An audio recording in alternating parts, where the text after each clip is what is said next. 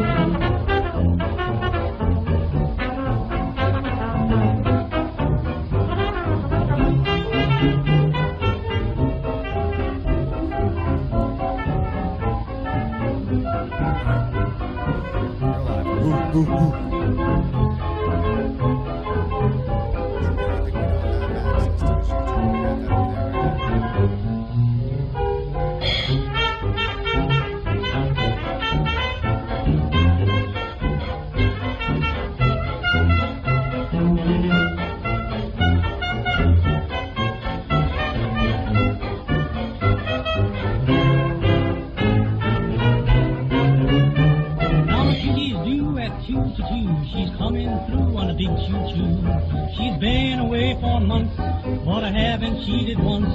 Stayed home nights, didn't dance, wasn't taking any chance.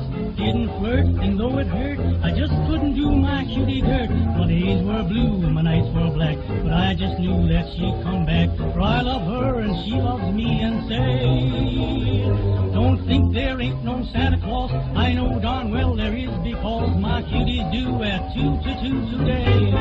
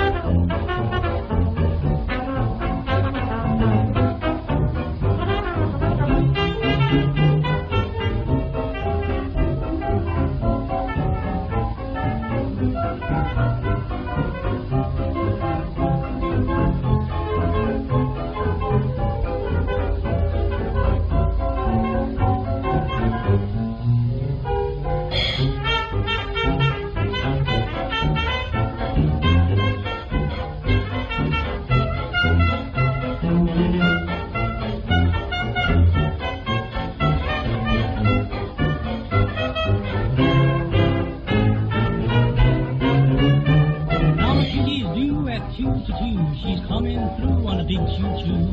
She's been away for months, but I haven't cheated once. Stayed home nights, didn't dance, wasn't taking any chance.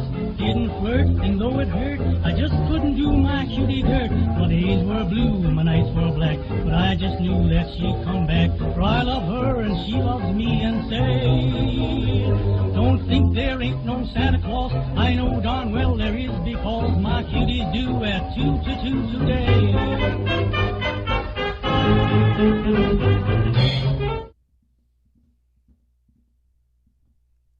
Guys, Chris is knocked out.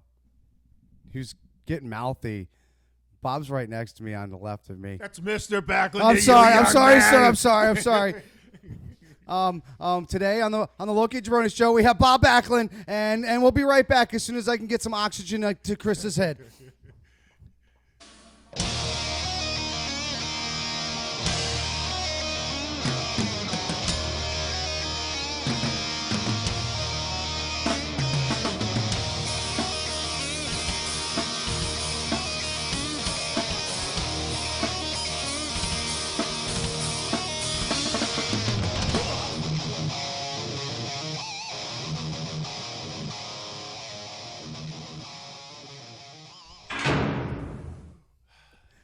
Welcome, everybody, to the Loki and Jabroni show. I'm Loki. I'm Jabroni. Yes. Jabroni is getting his breath back, and is right between us is the one and only Mr. Bob Backlund. Are you kidding me? You want to run down the list? Two-time World Heavyweight Champion, WWE Hall of Fame, class of 2013. Oh, wow. Amateur champion wherever you walked into.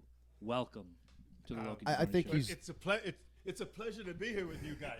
Thank you. I don't know how I got here, and I don't know how I'm going to get home, but I know I'm here. Ed's got an Uber account. He'll take care of you. Yeah. We heard Uber. We heard Uber was going to be taken. taken. I took so many turns, half a mile down this way, and a half a mile, then a quarter mile, then a third of a mile. Welcome to Oakdale. Where I am. Right. All I know is I'm in your basement. Yes. This is our Valhalla Complex studio. Welcome, Yeah, Mr. Bob Backlund. I'm so excited to have you in here, actually. I hope you guys like to have fun. Absolutely. Oh, we're ready. We're ready. I can't Absolutely. believe that you put him out. He's going to get mouthy again. You might have to put him out again. You think so? You know, I can't believe I got you up that quick. You must have been really excited. I got you. I've been watching a lot of training videos. Baron Von Raschke, Jimmy Snuka, Iron Sheik. I got all the moves ready, just in case. He's just faced in case. pretty much everybody, so That's true. there you go. I think he's got a counter for every person. If you're anybody in this business, this guy was in the ring with you, and chances are walked home with his hand in the air. So where do you want to start, Mike? At the beginning. That's what I was going to say. Exactly. Right at the beginning. In case you guys didn't notice, we have Mr. Bob Backlund's book right here. In case you all haven't been underneath a rock or something, we've been blowing this up. This Saturday, it's going to be happening from 6 until 8 p.m. right there in Norwich. 9 p.m. Oh, you're going to go all the way to 9 p.m. now? Oh, he's all night. if he's still signing autographs, he's going to go. This guy is on fire. I got the extra hour out of him, but I slapped him in the figure 4. I'm like, I don't get out of work till 8. I need that picture for my daughter. I was like, okay. $35, guys. You get the book, you get the autograph, you get the pictures. I'm going to have our man from Connor Promotions come on right on the show here for you, and he's going to explain everything else. He's going to have all kinds of goodies there for him. But this is pretty much the story. Oh. This is the story of the legend right here. Want to give him a little... It's all in there. It's everything is in there. And, it's I got done reading that book, and I said, "Was that me?" I said, "No." I couldn't believe what my life was all like when you put it together in all one read. You look at your highlights, I and was sweating. it's impressive. It's impressive the people that you've faced, the things that you've done, the venues you've been a part of. And even if you go back to the beginning, it's almost as if, and I know you lived throughout this whole thing, but it's a movie script that he lived through. Humble beginnings. Was it on a farm, right? Was it? Small Princeton, Minnesota. Out in the country, 3.5 miles. We had to ski to town in the winter. And to come up and then to be under the lights as a 28-year-old in Madison Square Garden. It is the Rags to Riches story before Rags to Riches stories were fun. Yeah. And it's life has been a pleasure. A lot of things were great, but anything that I ever did, I was the worst person on the team. I was the worst student in the school. I was the worst wrestler ever. I was always rock bottom. And you won't believe how I started in the professional wrestling business. Down in Baton Rouge, Louisiana, I had 4 cents left. Wow. Yeah. And if I'm not mistaken, sleeping in your trunk with a baseball bat. With a baseball bat, yeah. I was going to say, in Louisiana, that's probably a safe bet right there. Yeah. That was 1973. Now, you're known in the business as the man that pretty much never said no to anything. I mean, they pretty much put it in front of you, and you pretty much did it. I mean, pretty much only one thing. Yeah, exactly. Exactly. One time, I think I'm the only one that told Vince Jr. no. Yeah, wow. I think you're absolutely right. To be honest, that probably went out right his ass too, huh? That was in the 80s.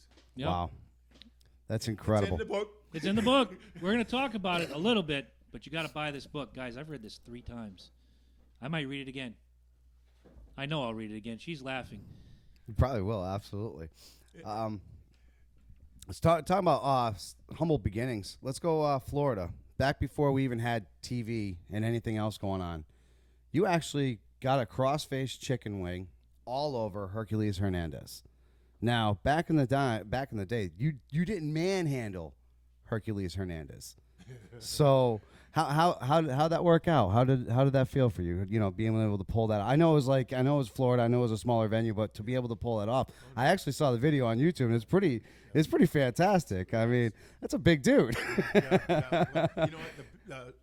Size doesn't make any difference. Yeah. You never want to judge a book by the cover. You don't want to look at somebody and say he's a weakling or this guy. You can't tell. Right. Until he grabs you. And when he does, then you're in trouble. You think if they would have seen that back then, that could have pumped you up a little bit more? I mean, I know how they did the venues back then. It was a lot different than they do now. And now with obviously the power of social media and the internet, I mean, you could pretty much, there's so many things that we don't miss, I mean, obviously I was able to watch that again through, obviously somebody pulling that up. Go away. But it never goes away. And I mean, and something like that, I mean, it's just incredible. How did they come to you with that? What did they just turn around and say, hey, look, we want to get Florida pumped up. Yeah. Why don't you go take Hercules and slap that chicken wing on him and just see what he does? Do what you got to do. Yeah. Florida was good. Eddie Graham was running it down there. That was a poppin' territory, and then they had Georgia too. That was pretty good too. Yeah. It was fantastic. It was fun living there. We raised heck every night, except me. That's what we heard. We heard you're the good one. You're the good one of the group, right? I could keep up with a guy in just about anything, even drinking beer, if I want to. But if it started affecting my workouts, it was getting second rating. I'm glad you said that, because in this fantastic book that you guys will buy, or I will come to your house and slap you in the cross-faced chicken wing, you tell a story about Andre the Giant, and you guys want to buy each other a round of beer. Okay, Andre, you can buy me a round of beer, but what was the caveat to him if he was buying you a round of beer? Do you remember in the book? Well, Andre the Giant, he bought me some beer, and I drank it, and I was going to buy it with him. He wouldn't let me. And I said, I'm not going to drink with you if I can't buy you a beer. I remember that. Didn't you ask him to go work out with you in the morning? Well, yeah, this was different. I would sneak out when I was out with Andre the Giant. I wouldn't tell him I was going out someplace. I'd just go to the bathroom and leave. And he wondered where I Drink and dash. Yeah. I know. I want to get up and get my training in first. So and then Andre sat me down and he questioned. Okay, Andre.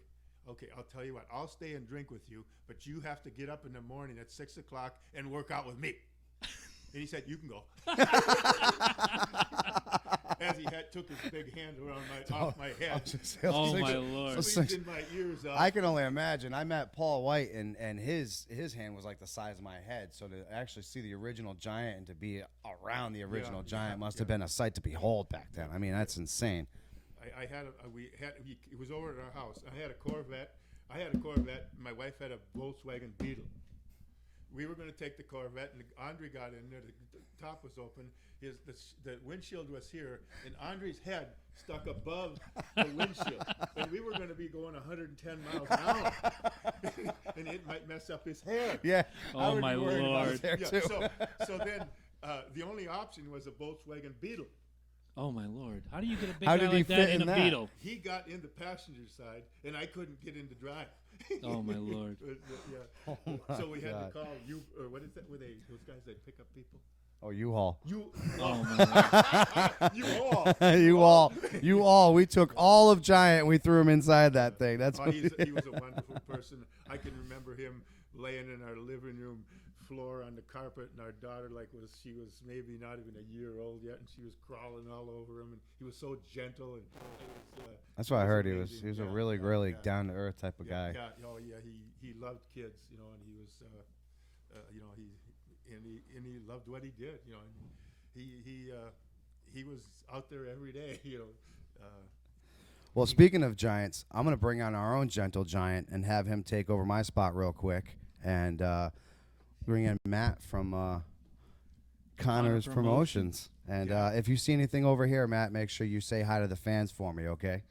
Yep, we are live first time on 3 different platforms right now. So wherever you're watching, get your questions in because the legend is ready to answer them. Welcome, Matt from Connor Promotions. If you have not been to one of Matt's events, he is the guy that has brought you Blair the Bull Shark Tugman, Tony Atlas, Shane Douglas, and now Mr. Bob Backlund, coming this Saturday, June 3rd, to Pistol Pete's Bar and Grill, 29 Stonington Road, Norwich, Connecticut, 6 p.m. to 9 p.m. this Saturday. Welcome, Matt. Thank you. Thank you for having me. Not a problem. So tell us a little bit more about Connor Promotion. It's a little something I started because my kids like wrestling, you know what I mean? I always go to like indie shows and they have meet and greets and whatnot, and I stem the part of my language, pay out the ass, and for meet and greets and wait in lines, and my kids love it so much, and the experience is like second to none because they see the look on their face. It's great. But I just did a little research and took a little time back, and then I started to do it myself. So I was like, why not just do this and bring it to the area? And look what we got here. We got Bob Backlund and on the Loki and Jabroni show. Right. So you started, if I'm not mistaken, with the double banger with Blair Tugman and Tony Atlas. That was the first ever. Yep, that was our first one. And then you went on to Shane Douglas. Yeah. And now legend himself, 2013 Hall of Fame Bob Backlund. What do you have in the future for Connor Promotion? I got a lot in the future. We got one coming August 26th is a Marty Jannetty one, and we got like a mystery one we got set up for the weekend after Bob. We haven't announced it yet, but that's gonna be a shocker. I told you you didn't have to pay me for that one. I'll come sign autographs all night long. It's that okay. That one's gonna be good. I mean, yeah. Bob's one's gonna be good too. He's got a lot of stuff. It's crazy because I used to watch wrestling when I was a kid, and Monday Night Raw every Monday, and you watch it in New York. They're all sitting in New York in there, and now we're just sitting next to them. It's pretty right. neat. Yeah. Right here in Oakdale, Connecticut. You never know. You never know what's going to happen in a day. Exactly. The day is pretty over. Crazy. Yeah. A couple questions are coming in out of Philadelphia. Drew DeCarlos, who's your favorite person to wrestle ever? I loved them all. I've never really picked out one that I liked more than the other. I enjoyed what I was doing. I was having a lot of fun, and I was working under the greatest boss ever, Vince McMahon Sr. Every day was a pleasure, and every match was a pleasure, and I just never picked one out. But I guess February 20th of 1978, getting the belt from Billy Superstar Graham was a pretty memorable one. Excellent. But I just enjoyed the business, and I enjoyed enjoyed everything about it. All right, you know what? I'm not even going to wait. June 29, 1982 was my first ever professional wrestling match. About 33 rows up, Madison Square Garden, cage match with you and Jimmy Snuka. Yep, and he jumped off. Yes, he did. Another question from our top, listeners the from the cage. very top Yep. of the cage. The listener That wants was to on know. the classic video whenever you watch the VHS, if it didn't get stuck in the VCR, you could see that in the beginning. Yep, Yep. I was there. Now That's that's my one of my crowning moments to say I was there. Only 18,000 people could say they were there. The rest, I saw it on television. Yeah. So I got a proud couple- for me. The question we got was, how hard was it to time your roll out of the way with Snooka's leap so neither of you hurt each other on that leap? That's not a hard thing to do.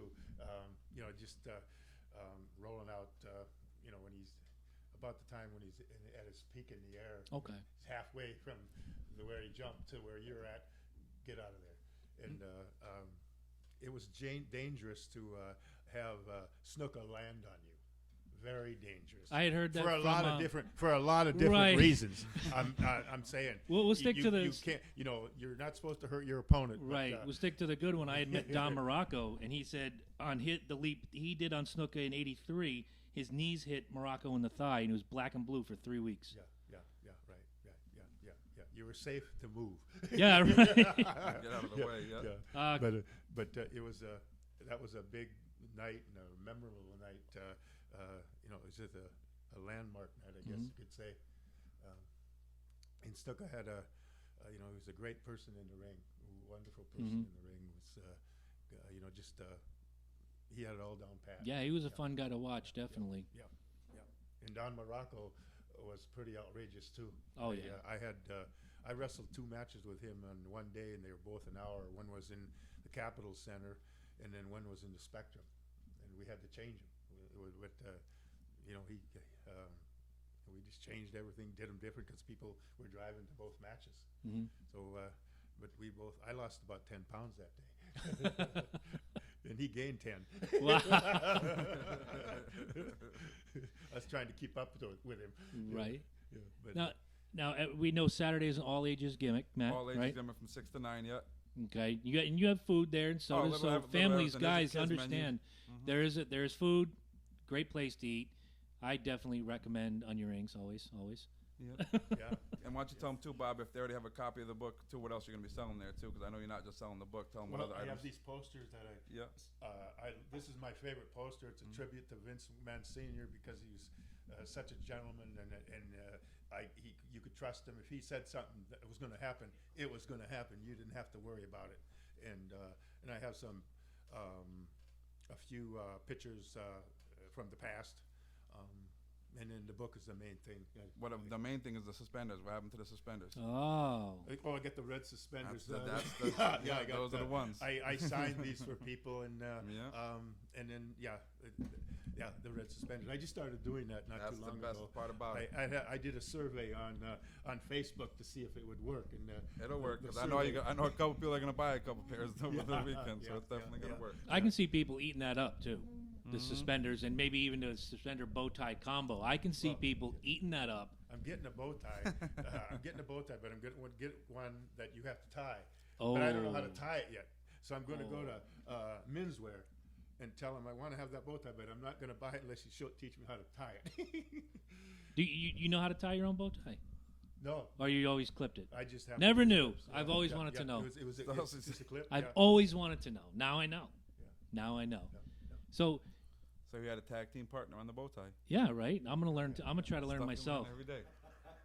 We had kids that are all over YouTube learning how to make slime and pipe bombs. I'm sure I can find Yeah. something how to tie a bow tie. Yeah, oh, yeah. People are forming ISIS, and we're learning how to find Right. bow ties. Yeah. Well, we're on a mission.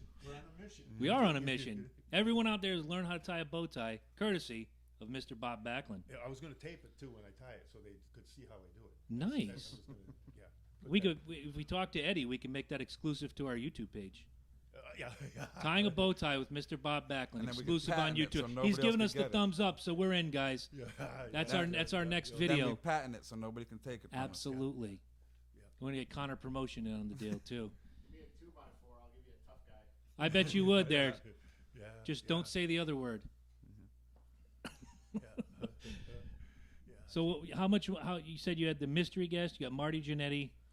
Any other things you're working on for Connor promotion? Yeah, we have we're on one of the vendors on the big event, and November 11th in New York. That's one, like, if any wrestling fan wants to go to. It doesn't have to be a wrestling fan, because last March they had, this March they had the headliners were Mike Tyson and Tito Ortiz and stuff like that. So you don't have to be a wrestling fan. You've been at that one show too before. Yeah. The big event's huge. It's like 100+ wrestlers. Definitely a fun gig to be at. Yeah. All right. Got time for a few more questions? Well, we got all the time in the world, but I got a few more. Just came in from the Peanut Gallery. What would you say was your toughest match? George Steele. Ooh. And not necessarily tough because of wrestling. It's just tough to get used to. As used Different to, style? Yeah, he was so chaotic in the ring, but he was a great character. He was, the business needs all kinds, but it was hard for me to adjust to his style. Wow, I can imagine. Yeah. Nightmares, wrestling George Steele. Wow. Yeah. Another question. I'm thinking about getting my 6-year-old son who has ADHD into wrestling. What is your advice? I would do it. Wrestling is a sport that you learn a lot of good lessons. I learned about peer pressure from wrestling in 8th grade. I learned about hard work paying off when I was a 10th grader. And you know how it's great to know that you're going to get a big reward if you work hard. And I realized that, and that's what made me probably outwork anybody in the business. Nice. How many people were standing up in the back room of Madison Square Garden doing the Harvard step test for an hour, and then bending down and get that little wheel out and roll it back and forth. Oh, man, I forgot about the The wheel. yeah, that thing that nobody ever bought at a yard sale. It was 400 reps. No, I That was remember. the main item whenever the I yard made sale one. was done. The next day you'd see it next I to the made trash one as can. a kid out of a dowel in one of my dad's weights because I saw you on television. It was after the Eddie Gilbert accident. I got Eddie Gilbert the exercise wheel, and you showed how to do it, and I made one. My dad's looking at me like I got a head growing out of my butt. What the hell are you doing? Bob Backlund does it. I'm going to do it too. Yeah, the wheel. Yep. The wheel, my whole upper body was, if you grabbed me and tried to turn me when you couldn't move me, if I didn't want it to be moved. And ESPN just recently did an article about the Bob Backlund wheel, and you gave a great testimonial, and they actually tried it out with professional athletes and said it works great. Yeah. So I don't, you know what, you and your yard sale story, I've seen it. I It's the know, one that I nobody know. ever bought. It's the one that nobody ever used. it's okay. Yeah. It's okay because But hey, if I- it works for him. I started. Oh, I was buying the wheels in a store, and they had the rod, and then this other was like plastic, and I'd do reps of the wheel, and I'd see around the road where I was rolling the wheel back and forth, I could see little white things. 2 months later, the pipe would go right through it. The whole hole would be that big. Wow. And then I found a wheel that had ball bearings in it, and it was 2 inches thick. And I got a rod to put in the middle. I could not wear that thing out. I don't know how many miles I put in, but the thing didn't even. It was. I was really happy, and I started making wheels for people. And Waddy Piper, who wrote the foreword in the book, That's right. He says, Rest you in could peace, use Roddy. that wheel on the front end of an airplane. And he said, and that's what I expected to get from him. Wow. Yeah, I was shocked to see Piper had written the foreword until I read the book and found out the history between you guys. To me, your tenure in the WWF was coming to a close. His was just starting. There was that 7-month window in my mind being, 11 years old that, they just passed like ships in the night. Didn't know until I read the book that you guys had history together. What was Rod like as a person? I got to know him, that I went out to Los Angeles to the Olympic Theater, and I met him there. We shook hands. We got in the ring. We had a match. They wanted me to go as far as I could with him and still win the match. We went 59 minutes and 30 seconds. Wow. And, he puts it over, but I helped make his career, and that's what people did in the NWA. When you were a champion, you went into Florida Championship Wrestling, and you couldn't make their top guy look bad. You had to make him look better than you, but you had to win the match to wrestle somebody in Texas the next night. So I was trained down there with Harley Race and Jack Briscoe and Terry Funk and Dory Funk, and they were doing that, and I knew how to do that too. I beat Jimmy Snooker Fry Snooker in Madison Square Garden, right? Mm-hmm. How good did he do after I beat him? He went through the roof. Yeah. How He good went did Don absolutely Baracco through the do roof. after I Again, beat him? through the roof. He was How bigger about- than life. How about Sergeant Slaughter? How Like- did he do? Awesome. I never hurt their career. Absolutely not. Never hurt their Everybody, and I now that you're saying it, I can run through the list. Patera, Morocco, Stud. I'm trying See, to it goes remember. like that in Greg eras, though. They Valentine, did it Greg back in the day, and they do it now. Anybody that goes against one of the champions always gets known. Right. And it's more like that now. They lost that a lot during the 90s, I think, where once you got beat, you were forgotten about. See you later. You're out the door. But Bob, they still bring him you're back, right. like he was I'm working with Darren Bob Young, too, Orton and stuff, through yeah. the Bob roof. Orton, yeah. My Lord. Chic through the And it roof. was, you know, like, and then, you know, Vince, I think Terry Funk thought this too way back when I first started, but I was a constant underdog. Now, would you say, too, that Bret Hart went through the roof after he beat him at whatchamacallit or no? I think Brett was on his Survivor way. Series, You know right? what? Funny you should say that. I think Brett was on his way up, and he was in And then that. that helped. Yeah, absolutely. You can't say it did. His first run with the title. Okay, iffy. He goes with Bob Backlund. He gets beat, That of was a course. big That was time- that was a big good thing one. back I'm in just pointing at you. WWE. That's a good one. I know you're a Bret Hart guy, but that's okay. We still love you anyway. A lot of people mad about Guys, it. can Oh, wear yeah. pink. He was one of the first guys that wore pink, and it was cool. Right. You got But grown yeah, men where did he cheering go with a after pink that? shirt on. He had 4 more championships after that. He's one of the brightest and biggest stars in the business. Yeah. After going through, and I was there at WrestleMania 11, the I Quit match in Hartford. That was fantastic. You never said I quit though. Speaking of Hartford, You my never name's said I in quit. the roof of that Was the place. referee. Yeah. That's right. Piper was the ref in that match. Oh, yeah, he was, yeah. I almost got thrown out of that show. So did I. What'd you do? I held up a big old sign that said ECW, and they came and told me to put it down or I'd have to leave. And I said, well, my beer's only half gone. I guess I'll They put paid the like sign $9 down. for it. Plus, I haven't seen Bob Backlund yet. Oh, jeez. Yeah. My Lord. Any questions you have, Matt? Believe it or not, I've asked him a lot already. So Have I'm you sorry, really? Yeah, me and him talked already once before this prior. All right, Andrew, I know you're out there and you're on the live feed. Not until the end will Bob Backlund put me in the crossface chicken wing. Not until the end. Stop asking for the crossface chicken wing during the broadcast. We'll end right now. No! Rolling credits. Yeah, we're gonna finish. How about a pretend chicken wing for my girlfriend real quick? And yes, Drew, here you go. I'll stand up. Take the cans off. See if we can boom mic this just a little bit. See, we're professional here. We can do this. Scoot this right over here. Uh-oh. Okay. Mike's turning the camera. The chicken wing. Oh, dear God. Is getting the guy's arm back like this. This is a chicken wing. See this hand here? And then this is the crossface. And I was the first one to have the chicken wing on somebody and do the crossface and then clasp his hands and choke the heck out of the guy.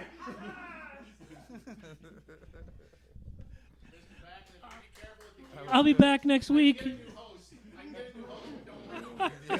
can be replaced. Yeah, be comfort. Yeah, be good. Oh, okay. Did that loosen you up A little bit, yeah. Yeah, it's Yeah, a supposed little- to. Woo! A little Swedish massage or whatever they call it. I don't know what you call it, but I can see how that could be very painful if you're subduing Didn't someone. they You banned gotta- it too, wasn't it? It wasn't allowed or something. What's that? Wasn't it? Like, didn't they take that at one point that you couldn't do it or something? As Not that I'm aware of. no? No, you're very flexible though. Thank you. I didn't think you were that because a lot of times you can't turn the guy's chin at all. Really. Yeah, you could turn your chin. That was Your good. neck is, you know. Well, it's usually because I'm at Pistol Pete's Bar and Grill looking like, where is my beverage? I can't find that. Yeah. Let's see, what do we got here? That was great. Mr. Pagano sent you a message earlier. All my love and respect to you and to everybody here. Thank you, Mr. Pagano. And we move on. That goes both ways. We love all of you people out there. Thank you very much every day. Absolutely. Yep. You make it. You have a chapter in your book, and you've already made mention of Vince McMahon Sr. a few times. The 6 words that changed my life. When he came to you in 1977 and said, we're putting the title on you. You had a year to think about it. What was the mental preparation for going from new face in the territory to the heavyweight champion of the world? If I would have been raised out here in this environment, and this is like Bruno territory. But I was raised in Minnesota, so I didn't know about how big and how over he was with the people. I was out in Minnesota listening to the AWA. When I got into wrestling, I was down in Baton Rouge, Louisiana, and then I was going up to St. Louis, and I was going down to Florida. I went there, and that was the territories that I was in. And I was down in Florida, and they wanted me to. Vince McMahon called and wanted me to come up and do an interview and have a match. We did that. And the second time we had a match, he told me that I was going to be the next guy to take the belt from Bruno, with Billy Graham getting it first, and then I take it from Billy. But it didn't really hit me how big he was, and what a big thing was to be able to replace that guy. My goal was just to get to Madison Square Garden when I left Princeton, Minnesota. And we had the magazines out there. I didn't look at them very close, but it did talk about Madison Square Garden. Right. But I was very comfortable. And Bruno, I didn't know. We didn't clash. We didn't fit right away. He didn't know me, and I didn't know him. But today we love each other. We figure we're both on pretty much the same page, and he's got more integrity than anybody that I know. And we really are happy with the kind of people we are, and that's the kind of person that Vince McMahon Sr. wanted to have the championship and represent his company. Fantastic. Because, I mean, I'll tell you, that was my childhood. I've lived most of my life in this area, and from 78 to 83, it was all about, well, for me, Bob Backlund and Gene Simmons. And those were my heroes, and I'm sitting here with one now. Guys, again, buy the book. Backlund, from All-American Boy to Wrestling's World Champion. Also, Saturday night, Connor Promotions, Pistol Pete's Bar and Grill, 29 Stonington Road, Norwich, Connecticut, 6 p.m. to 9 p.m. Come meet this gentleman and say hello to us. Can I tell them how they can order it from Absolutely. me? This is your time, sir. I have this book, and you can go to bobbacklundnow.com. And if you order the book on bobbacklund.com, it'll be through PayPal. PayPal sends me your information. I do it myself. I send you an email, and I say, thank you. I'm going to sign it, and I'm going to send it to you tomorrow. Signed, sealed, and delivered. I don't have anybody else. I'm touching the book. I sign it for you, and I enjoy doing that. I like things getting done on time, and I don't want to let anybody down. I know it's a great read. Everything's been positive about it, and I'm just very, very proud of the things that happened to me in my life and how things fit out. And I'm very proud of the book and the words. I'm on a mission to inspire as many people as I can of all ages. It's never too late to try to improve your life. And I'm excited to spark somebody's eyes to be able to climb the ladder of success, because that's what I did with the things that I learned from amateur wrestling. Amateur wrestling gave me all my knowledge. I was a very poor student. I was the worst student. I was the worst wrestler. But learning that hard work paid off made me work hard. Worst to first. Absolutely. And that's it's all over this book, guys. Seriously, yeah, I got mine. There's my autographed copy right there, dated. And do you do this with every book? Dated? Everybody. I Excellent. don't sign it where you can't read it. I mean, it's a little Yeah, there's been chaos. some signatures. My son's got events, so you can tell the guys took too many chair shots over the years because you can't really make out the signature. Talking about being an inspiration and influence, one of the questions that came in was, what or who was the biggest influence in your life?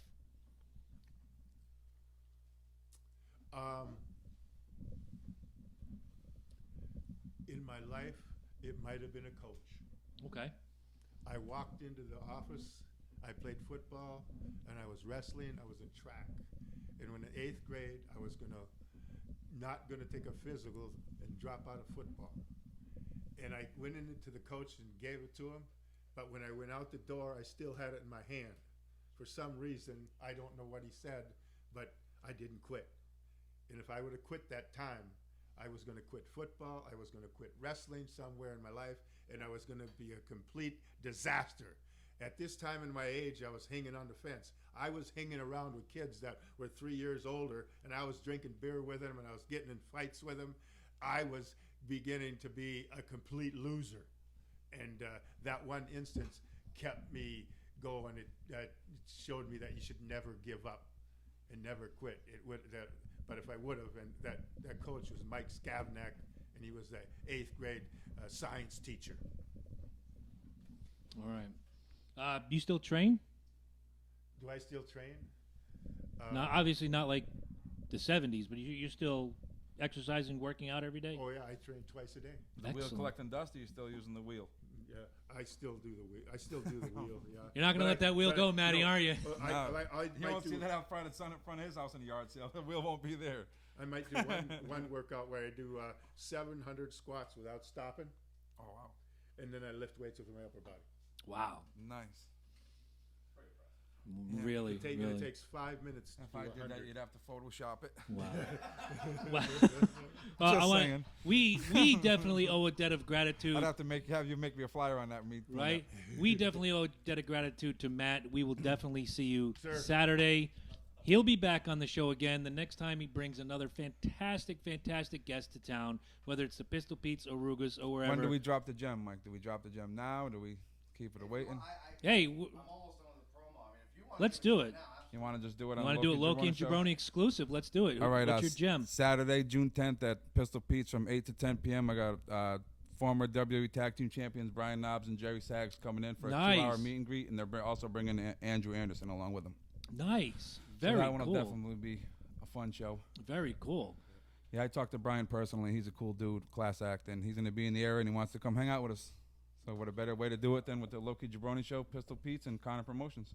Hell of a tag team, man. Thank you very much for joining us today. Triple threat. Absolutely. Yeah. All right. It's going to be. Yeah. We had one more question that just came in. Mr. Backlund was my hero as a kid. Please tell him I said thanks for the cheeseburgers at Glastonbury McDonald's back in the day. When the Hartford Civic Center caved in from the ice storm in '78, my dad and uncle were taking us up to Springfield to see him, and I guess you bought this gentleman cheeseburgers back then. Pay it forward in the 70s. Absolutely. I hope. Well, thank you very much for that comments, and it was a pleasure. Right? It was a pleasure. Well, I'm going to bring Mike back in just a second. I have a little personal anecdote that I'm going to tell while we do the switch. It was 1993, your comeback, Hartford Civic, New Haven Coliseum. You were wrestling Shawn Michaels. I'm in the third row, and we brought a sign that said, "Welcome home, champ. We believe in you." Got done with the match, and we're collecting all our T-shirts and swag, and felt a big paw on my shoulder, and I turned around, and there he is, standing right in front of me, Bob Backlund. Guys, I want to thank you for that sign. It meant so much to me. I wasn't sure about this comeback, and I just stood there and thank you. Thank you for coming back. And thank you for... Before you cut me off, I was telling him before, I had Go a ahead. weird one like that, too. I was starstruck because back then he was the guy, so I was watching, I remember I told you, I was watching a show in the Dunkin' Donuts Center in Providence before, and I was way up. I couldn't even get a good seat because it was like a last-minute show, so I was way up, and all of a sudden the security guys telling me, you got to sit down, you got to sit down. I was like, why do I got to sit down? I'm almost in the nosebleeds. All of a sudden he comes behind me, and he's standing there. He must have been scouting talent for the show. It was pretty crazy. I was like, I didn't even know what to say to him. Like nowadays, I would have him run over and I'd got my autograph for my kids or something, but Right. back then I didn't know what to say. It's like a deer in the headlights. Like, whoa. Yeah. And everybody was like, "What is wrong with you?" I said, "Dude, that was Bob Backlund." He's like, "Where?" I was like, "Turn around." He was gone already. I was like, "Never mind, he was right there." Like, "Yeah, sure, you're for lying." I was like, "Whatever." He was there. I seen him. Now we got him here sitting next to us. It's pretty cool. Yeah, it is, and it's great. Thank you again from Connor problem. Promotions for not only bringing him here, but bringing him to Pistol Pete's on Thank you Saturday guys night. too. You guys been with me since day one, so that's why. And we're going to be know what with I mean? you as long as you keep doing fantastic stuff like this. It's gonna be fun. Like I said, I got another one in the work in July too. I work with Captain's Corner Nick, the guy we worked with Shane Douglas. We got one coming in the works for July. We just don't know who that is yet, but Good deal. I'm feeling like I'm cheating on somebody. Hi, how are you? He's coming back, man. He's coming back. Thanks, Matt. Much appreciated. Hang out, man. Matt, have a good trip home. Don't leave us yet. I was watching you. That's our own giant right there. That's right. man. We got Matt the Giant. So, I mean, I actually was going to say, what's it like to go a full hour wrestling in the Royal Rumble 2013? But, man, your entire career, it seems like all your matches were 59 minutes, 58 minutes, 45 minutes. I mean. Yeah, I'd have a match with somebody for an hour or 50 minutes or 40 minutes or 30 minutes. and I'd put the cross-faced chicken wing on them, and in 30 seconds I'd be completely exhausted. Just wow. because of the struggle against Because of them. what I did when I got up. Right. Yeah. Wow. Yeah. Wow. That's so crazy. But, I put every ounce of energy that I had in that 30 seconds. Wow. But you could usually tell. Every Once that slapped on, there was so much energy between you and the opponent. It was And- it looked like. Yeah, yeah. And I Bob was- might be the only guy to go an hour twice in the Royal Rumble because it was not Royal Rumble 93. You went 60 minutes and some odd seconds. Yeah, he was The night number 12 in, Yokozuna right? won. Wasn't he number 12 in Yeah, that? and I'll never forget Monsoon and Heenan. Just, is Bob Backlund still in there? Bob is still in there. 48 minutes going strong. And when you got tossed, my heart just went through my butt. I'm like, no, come on, he should have won. But they throw you in for something like that, especially something during the Royal Rumble. I mean, if you ever watch some of the Royal Rumbles now, sometimes you'll like, I think it's the one that Shawn Michaels was in last, or even Chris Jericho, prime example, just kind of sits over in the corner and Yeah. you don't see him for 15, 20 minutes. You know what I'm saying? And all of a sudden they come out. But the For first you, time, yeah, I mean, right. you're literally. He's 42 years old when he did it the first time for Yeah, an hour. that's what I'm saying. You're and you're not hiding I'm 44. in the corner. I can't do anything for an hour. You're over there like scrapping with everybody the whole time. There's no like hiding. It's you're literally there. I mean, and then you turn around and you see this, and the confidence that you're inspiring off of that is just like I said. You said it yourself. You weren't the best by any stretch of the imagination, but your attitude, what you portray right there, is what made you that champion. Is what made you Bob Backlund. What made everybody look to you like the way that they look to you now. The cheeseburger, the sign stories, all these stories are about this great guy that people have come across, and you've already touched their lives in so many different ways, man. It's incredible. It's incredible, and you're still doing it, and you're still doing it to this day. One thing I'm sort of proud of about my life, I learned these 6 things from amateur wrestling. But when I got into the wrestling business, I lived by them.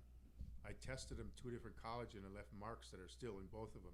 But anyway, I lived by these principles. And when I got in the wrestling business, it didn't change me. I changed it. People need to learn that. Oh, yeah. People realize that I live by that. And people understand that I'm not going to let them down. I'm not going to go home tonight and beat my wife up. That's You the know, problem with too many people in Hollywood. I'm not going to go home and get caught with drugs. I'm not going to lie and cheat and swear. I don't use that kind of discourse. It's my job to be a good role model. Right. That's what Vince McMahon Sr. wanted me to do. And that's what I'm still doing for him. No, to this day, absolutely. That poster is a tribute to Vince McMahon Sr. And it's my job, and I love being a good person, somebody that you all can trust. Absolutely. We need more of that in this world. I'll tell you, especially the way that it is nowadays, Right. man. And we could spend hours talking about the Bob Backlund that came up through the ranks, was the world champion up through 83, 84 when you kind of bowed out. I'm interested right now. We can go back to all that. You were probably the only heel in the 90s that was a heel because you were good. Yeah. Live clean, live smart, respect people, do this.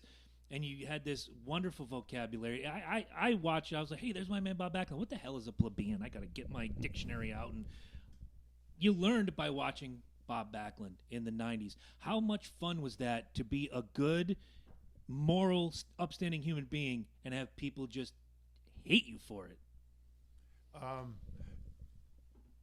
When I came back, I didn't go back with that intention. Right. I went back with the intention of being the All-American boy because that's what the people love. And I learned that the people don't love that anymore. Some of And- us did. Yeah, well, but there was a big majority. Oh, yeah, yeah. There was a percentage that was kind of small. But I went to Vince Jr. and said, I want to be bad now. He said, well, why do you want to be bad now when you refused in the 80s? I said, because the good guys are lying, cheating, and swearing. Let me be bad by doing good things. And I had a policy that people had to recite the presidents of the United States of America to me to procure my signature. And I thought that was a good thing. And people asked me if I went nuts during that time period. I was just crazy because I thought I was doing something good for society. I thought the character was fantastic, first of all, because it's not too far from who you are. It was just you crank the volume up super high. Chris, all through my career as being the All-American boy, I was the guy that couldn't do a promo. I heard that about I love the promos. But, I'm not gonna lie. I was doing a promo for an All-American boy. Right. So when I became Mr. Backlund, there was no more talk about he can't do a promo. Right, because people loved it. I was gonna say that goes right into the story of when you were up against Owen Hart there. And they were trying to have him throw the Hart family throw the towel in on you. Owen was my cornerman. That's right, and he was talk his mom. Right. Yeah. That was during that whole persona phase too. That was great. 8.5 minutes watching Bret Hart cry. I loved it. Well, and I had my hands clasped. Yeah, I remember. I had my legs figure forward over his body. Yeah. So there's no place he could go. And he put on a heck of a show. Not only Bret, but Owen put on a heck of a show, crying the blues. You got to do it. He's got to get hurt, Mom. As soon as the towel hit the ground, got to go. See you when I see it.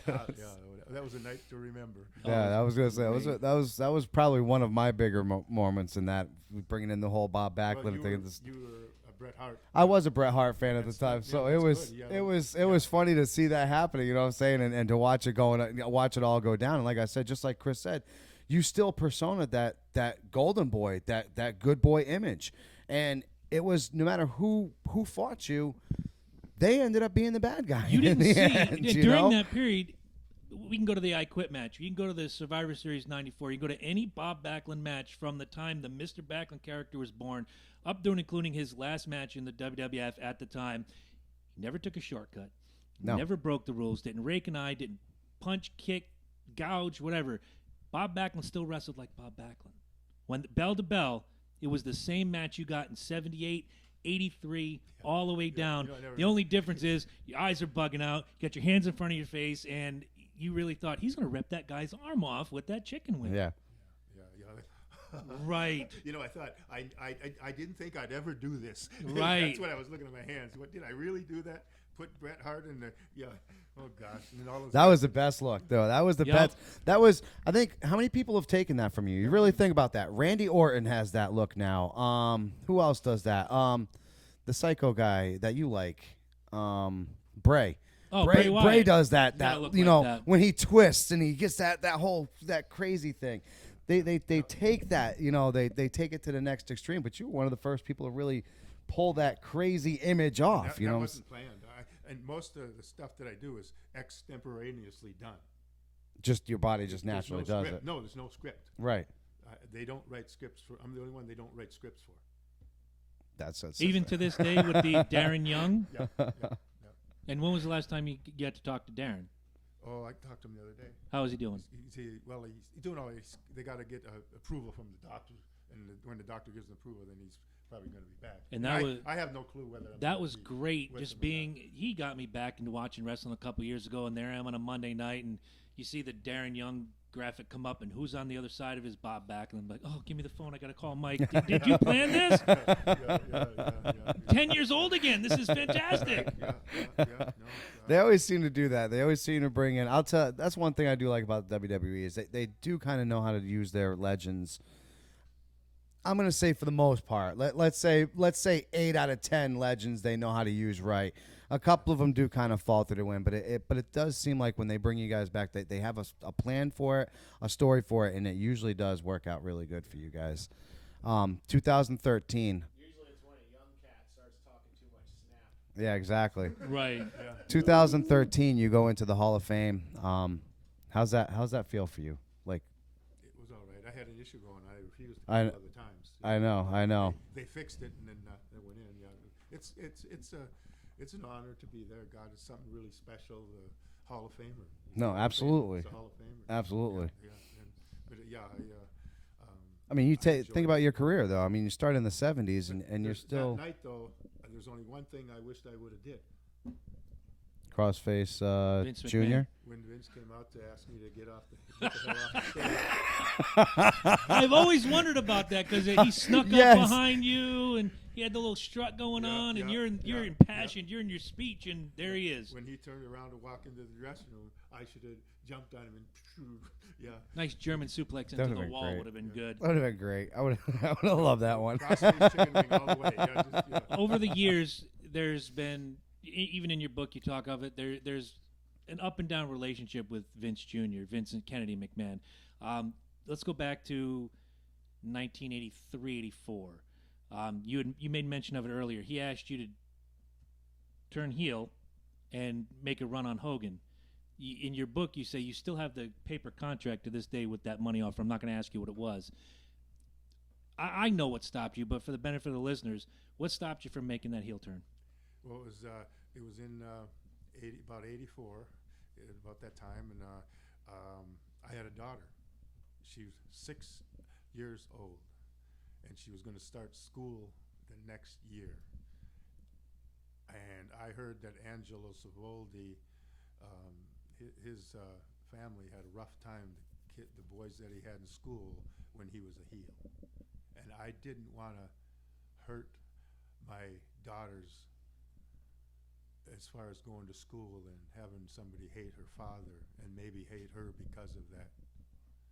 And that's why.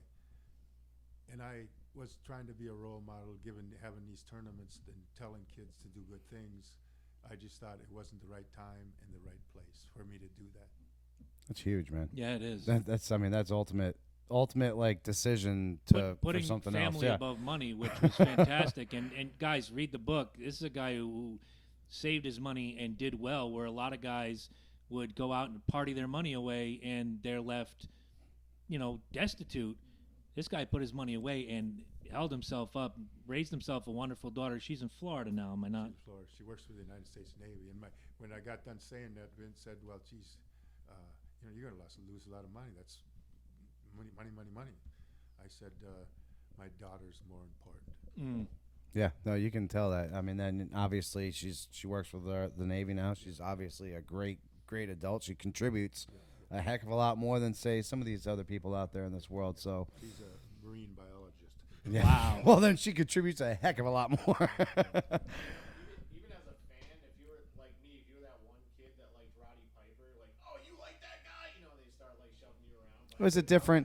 It was a different time back then. A lot of people Yeah. really They took still took wrestling it serious. seriously. No, it really was. If you told anybody wrestling was fake, you would get a crossface Right. chicken wing put on you because there was some really serious people Sure. out there. Not long after one of the first couple WrestleManias, we put my grandmother on a plane to go home, and it was Billy Jack Haynes, Paul Roma, and somebody else. Can't remember who it is. If my brother's watching, Matt, send me a message. I need to know who the third one was. And they were all together, and behind them carrying his gear was George Steele, that you mentioned earlier. And here's my brother, brazen, all of 6, 7 years old, runs right up to George Steele. Hey, can I have your autograph? And I'm thinking, he's just going to get spat on. Yeah, kid, what's your name? He spoke English, because they really did. They lived their character. Hercules Hernandez came through 10 minutes later. Hey, can we have your autograph? Piss off, kid. But he stayed in the role. I'm getting on a plane. I'm Right. doing my job. They wanted you to believe it. Heel's a heel. Yeah. Not Yeah. just in the ring. Yeah. Yeah, exactly. My grandfather had the privilege of being neighbors with Killer Kowalski in the Massachusetts area, and he lived doors down. If you knew him, he was just Walter. But if you saw him on the street and you were a wrestling fan, oh, Killer, you suck. He's gonna come at you, not Right. kick your ass, but he's gonna come at you. Oh yeah, he's gonna still play that role because the heel was the heel. exactly. The era of kayfabe. How do you feel about it dying? Well, to me, it really didn't die. Really? Because I tried to do things the same way. It didn't change anything in my life. Mhm. But I was thinking, I had that policy about the presidents, and I gave this little girl my phone number in Colchester, Connecticut. And she might be out, or her mom might be out on Facebook. She called me and said, "I know the presidents." I went down to the Colchester Library, and we're sitting there. This little girl and her mom, and she signs that story. She recites the presidents, and I sign a picture for her and everything. You know, and then just maybe 2 years ago, the mom sent me a email because I finally got on Facebook. Yep. The daughter, she's married and older now. It's not living in this area, but I would have wanted to go down and hoping she would be around sometime and see her again. But that was like That's crazy. You never. It's just amazing what happens to you. I know. From on a day to day. You really did touch a lot of people over the years, and are still doing so today. Let's see. We got what was your favorite WrestleMania moment? 2-part question. And if you could have one last match against someone in the current crop, who would it be against? The current crop. You know what? The match wouldn't be the same because they don't have the art. They don't build the match. They don't have a big peak at the end, and I'm not sure who I would want to wrestle because they just don't have the right or the skills that I like to see in somebody. I'd like to see you put the chicken wing on Roman Reigns. Thank God. And not skills as far as the ability to do moves, but to the skills to develop a match. Right. For an hour or a half hour, 45 minutes. It's all different. But like they script everything. I'm not used to scripting everything. Right. You guys would call it. I go out in the ring and we do a match and we do it according to how the people are reacting and what's going on. But we don't in the dressing room. We might know the last move that you do at the end of the match, and then all from that it was all. Things that would our goal is to draw the people emotionally into the match more and more and more. Right. A little bit at first, and then a little bit more, and then a little bit more, and then a little bit more, and then we can get goofy and a lot. And then they're all over the place. Right. And But it's an art, and the art is gone. Exactly. So you see these matches. I don't know if you've happened to catch any of the newer ones. The one that we just went ape crazy over in the last. What was it? The Fast Rush. I don't even remember. We were Fast Lane. That's what it was. It was Fast the Lane. last Connor promotion. So you event. have Bray Wyatt and you have Randy Orton, and they're literally wrestling in this old beat down house, throwing each other around tables, knocking. I mean, is this? Do you remember we talked to Shane Douglas that night at the show? Go ahead, I got Bob. to back up. Sure. Randy Orton would have been the guy I picked. Okay. I wrestled senior, and junior. and then the son. That would have been great. 3 different generations. Should have done it That'd have during been the awesome. Legend Killer Right? option. That would have been a really good opening And right it's funny there. because when we were at the event, it was the Connor Promotions event with Shane Douglas. I was standing next to Shane for most of that match, and I asked him, and I'm a fan. I've never gotten into the ring other than to bounce off the ropes at a local show that we've been a part of. Yeah. And I said, why are they telling the story in the house? And he mentioned your name, he mentioned Dominic DiNucci, and he mentioned Harley Race. He said, back in the day, you'd say, I'm coming to Pittsburgh, and I'm facing Mike Smith, and we're going to get it done, and 110% and all that.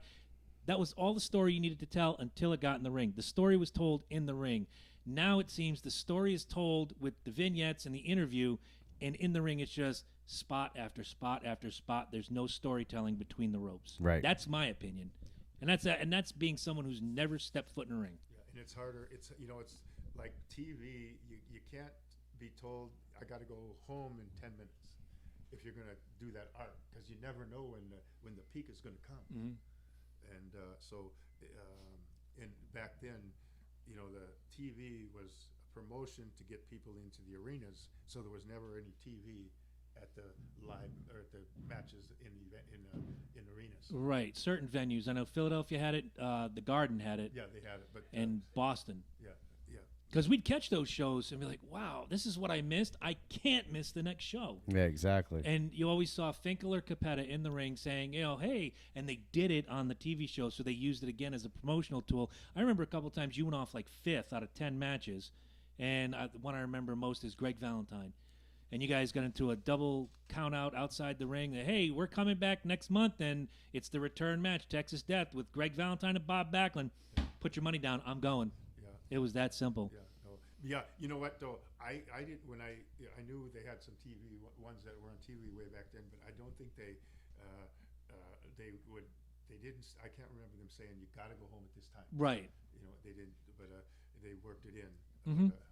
But now they got so much on TV. They just have the schedule just like almost a party. Yeah. Oh yeah, the 205 is not doing good at all at this point. I mean, they pretty much took all the cruiserweights and they threw them in their own show, and they're not doing good And half now. the fun back in the day as a Bob Backlund fan growing up is you have Bob Backlund versus John Studd. There's a 140 That's what I'm saying. pound There's a weight difference. huge difference, 8 and he inches still in height. pulls it off. Right. Right. Then that gives you something to look for. You're like, wow, this isn't going to happen. I mean, This could you be know the day when my guy goes you know down. when Kevin Nash went up against Rey Mysterio Jr., what was going to happen. I mean, it was pretty self-explanatory at that point. But no, when we had the old school wrestling like that, it was exciting. Right. It kept you on the seat of your TV put pants, you into man. the arenas. Now the arenas it's in reverse almost. When you can put a house show at this big arena in Bridgeport, I'm sorry, live event, Junior, if you're watching, and the arena show will draw 4,000 people. Yeah. Whereas we went to Providence 2 weeks after Bob lost the belt and he's in the main event against Mass Superstar, building was packed. Huge, yeah. You because could not fit because another person in because the TV brought you there. Now, well, why should I go to Mohegan Sun 6 miles down the road, a lot of people will think, if I can just sit on my couch in my drawers and watch the show? Yeah. I'd rather be there. I want to hear the excitement and the fireworks and see the action. And I think, in going back to the point of... Some people want to be there to be in the action. Right. There's signs and things. Oh, yeah. Oh yeah, So yeah. The TV shows are actually pretty good as far as. Oh, yeah. The production value is fantastic. But yeah, like even with the signs back then, you made your sign like I did in '93, and even when I was a kid, made one. Not that you could have seen me in '82. I was section 3008, whatever. I was at the top of the garden in the purple seats. That's a long ways away. Yeah, it is. But it looked spectacular, and I had my little 8x11. Oh, go Bob Backlund! I'm 8 years old. Yay!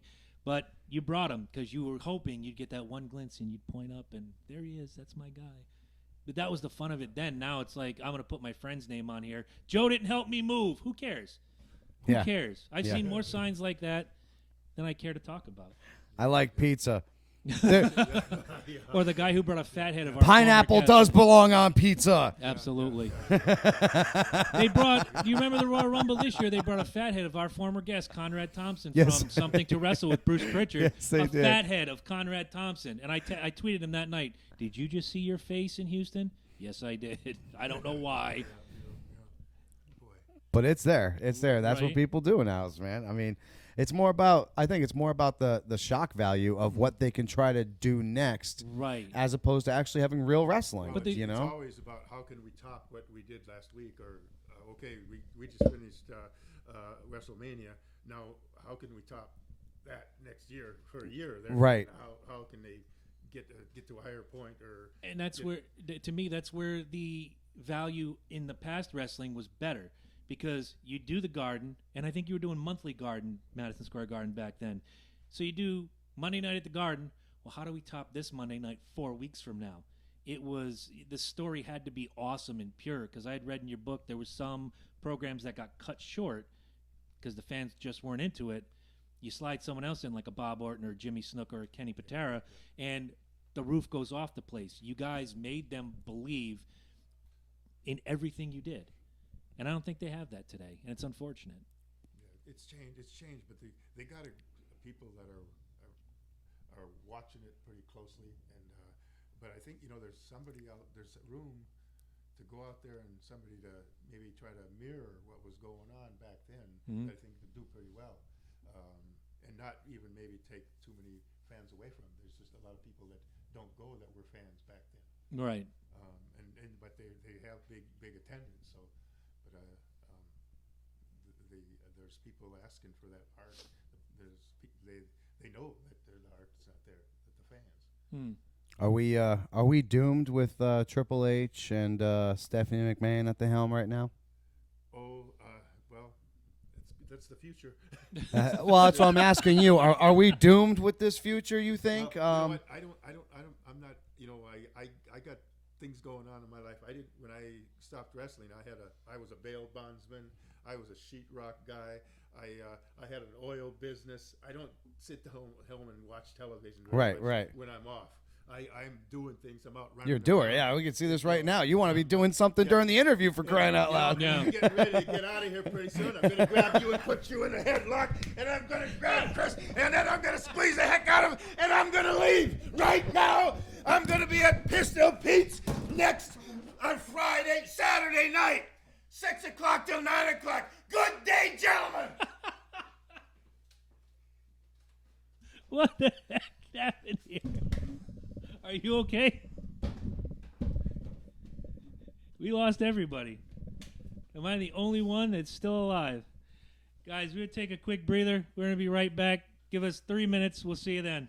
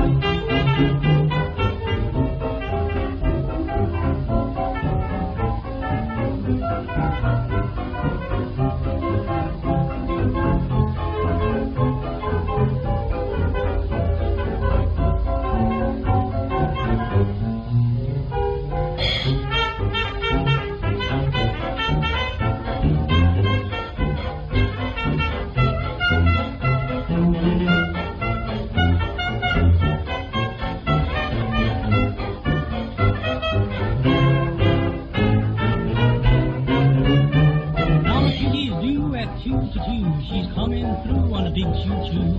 She's been away for months, but I haven't cheated once. Stayed home nights, didn't dance, wasn't taking any chance. Didn't flirt, and though it hurt, I just couldn't do my cutie dirt. My days were blue, my nights were black, but I just knew that she'd come back. For I love her and she loves me, and say, don't think there ain't no Santa Claus. I know darn well there is, because my cutie's due at 2 to 2 today.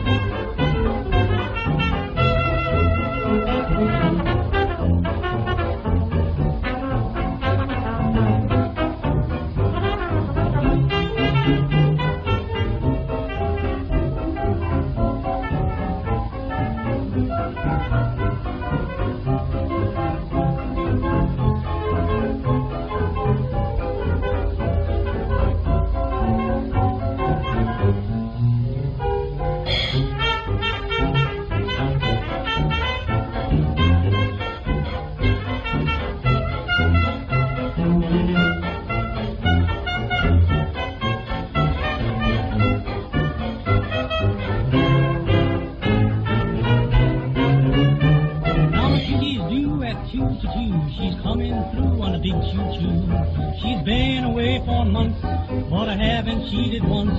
Stayed home nights, didn't dance, wasn't taking any chance.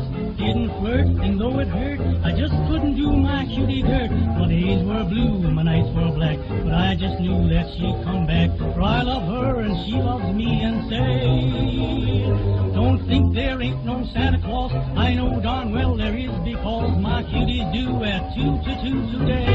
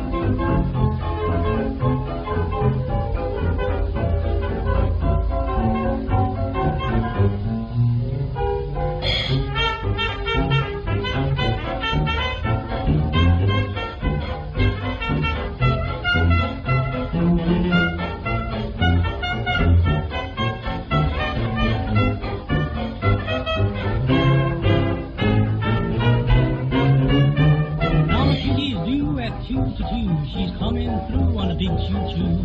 She's been away for months, but I haven't cheated once. Stayed home nights, didn't dance, wasn't taking any chance. Didn't flirt, and though it hurt, I just couldn't do my cutie dirt. My days were blue, my nights were black, but I just knew that she'd come back. For I love her and she loves me, and say, don't think there ain't no Santa Claus. I know darn well there is, because my cutie's due at 2 to 2 today.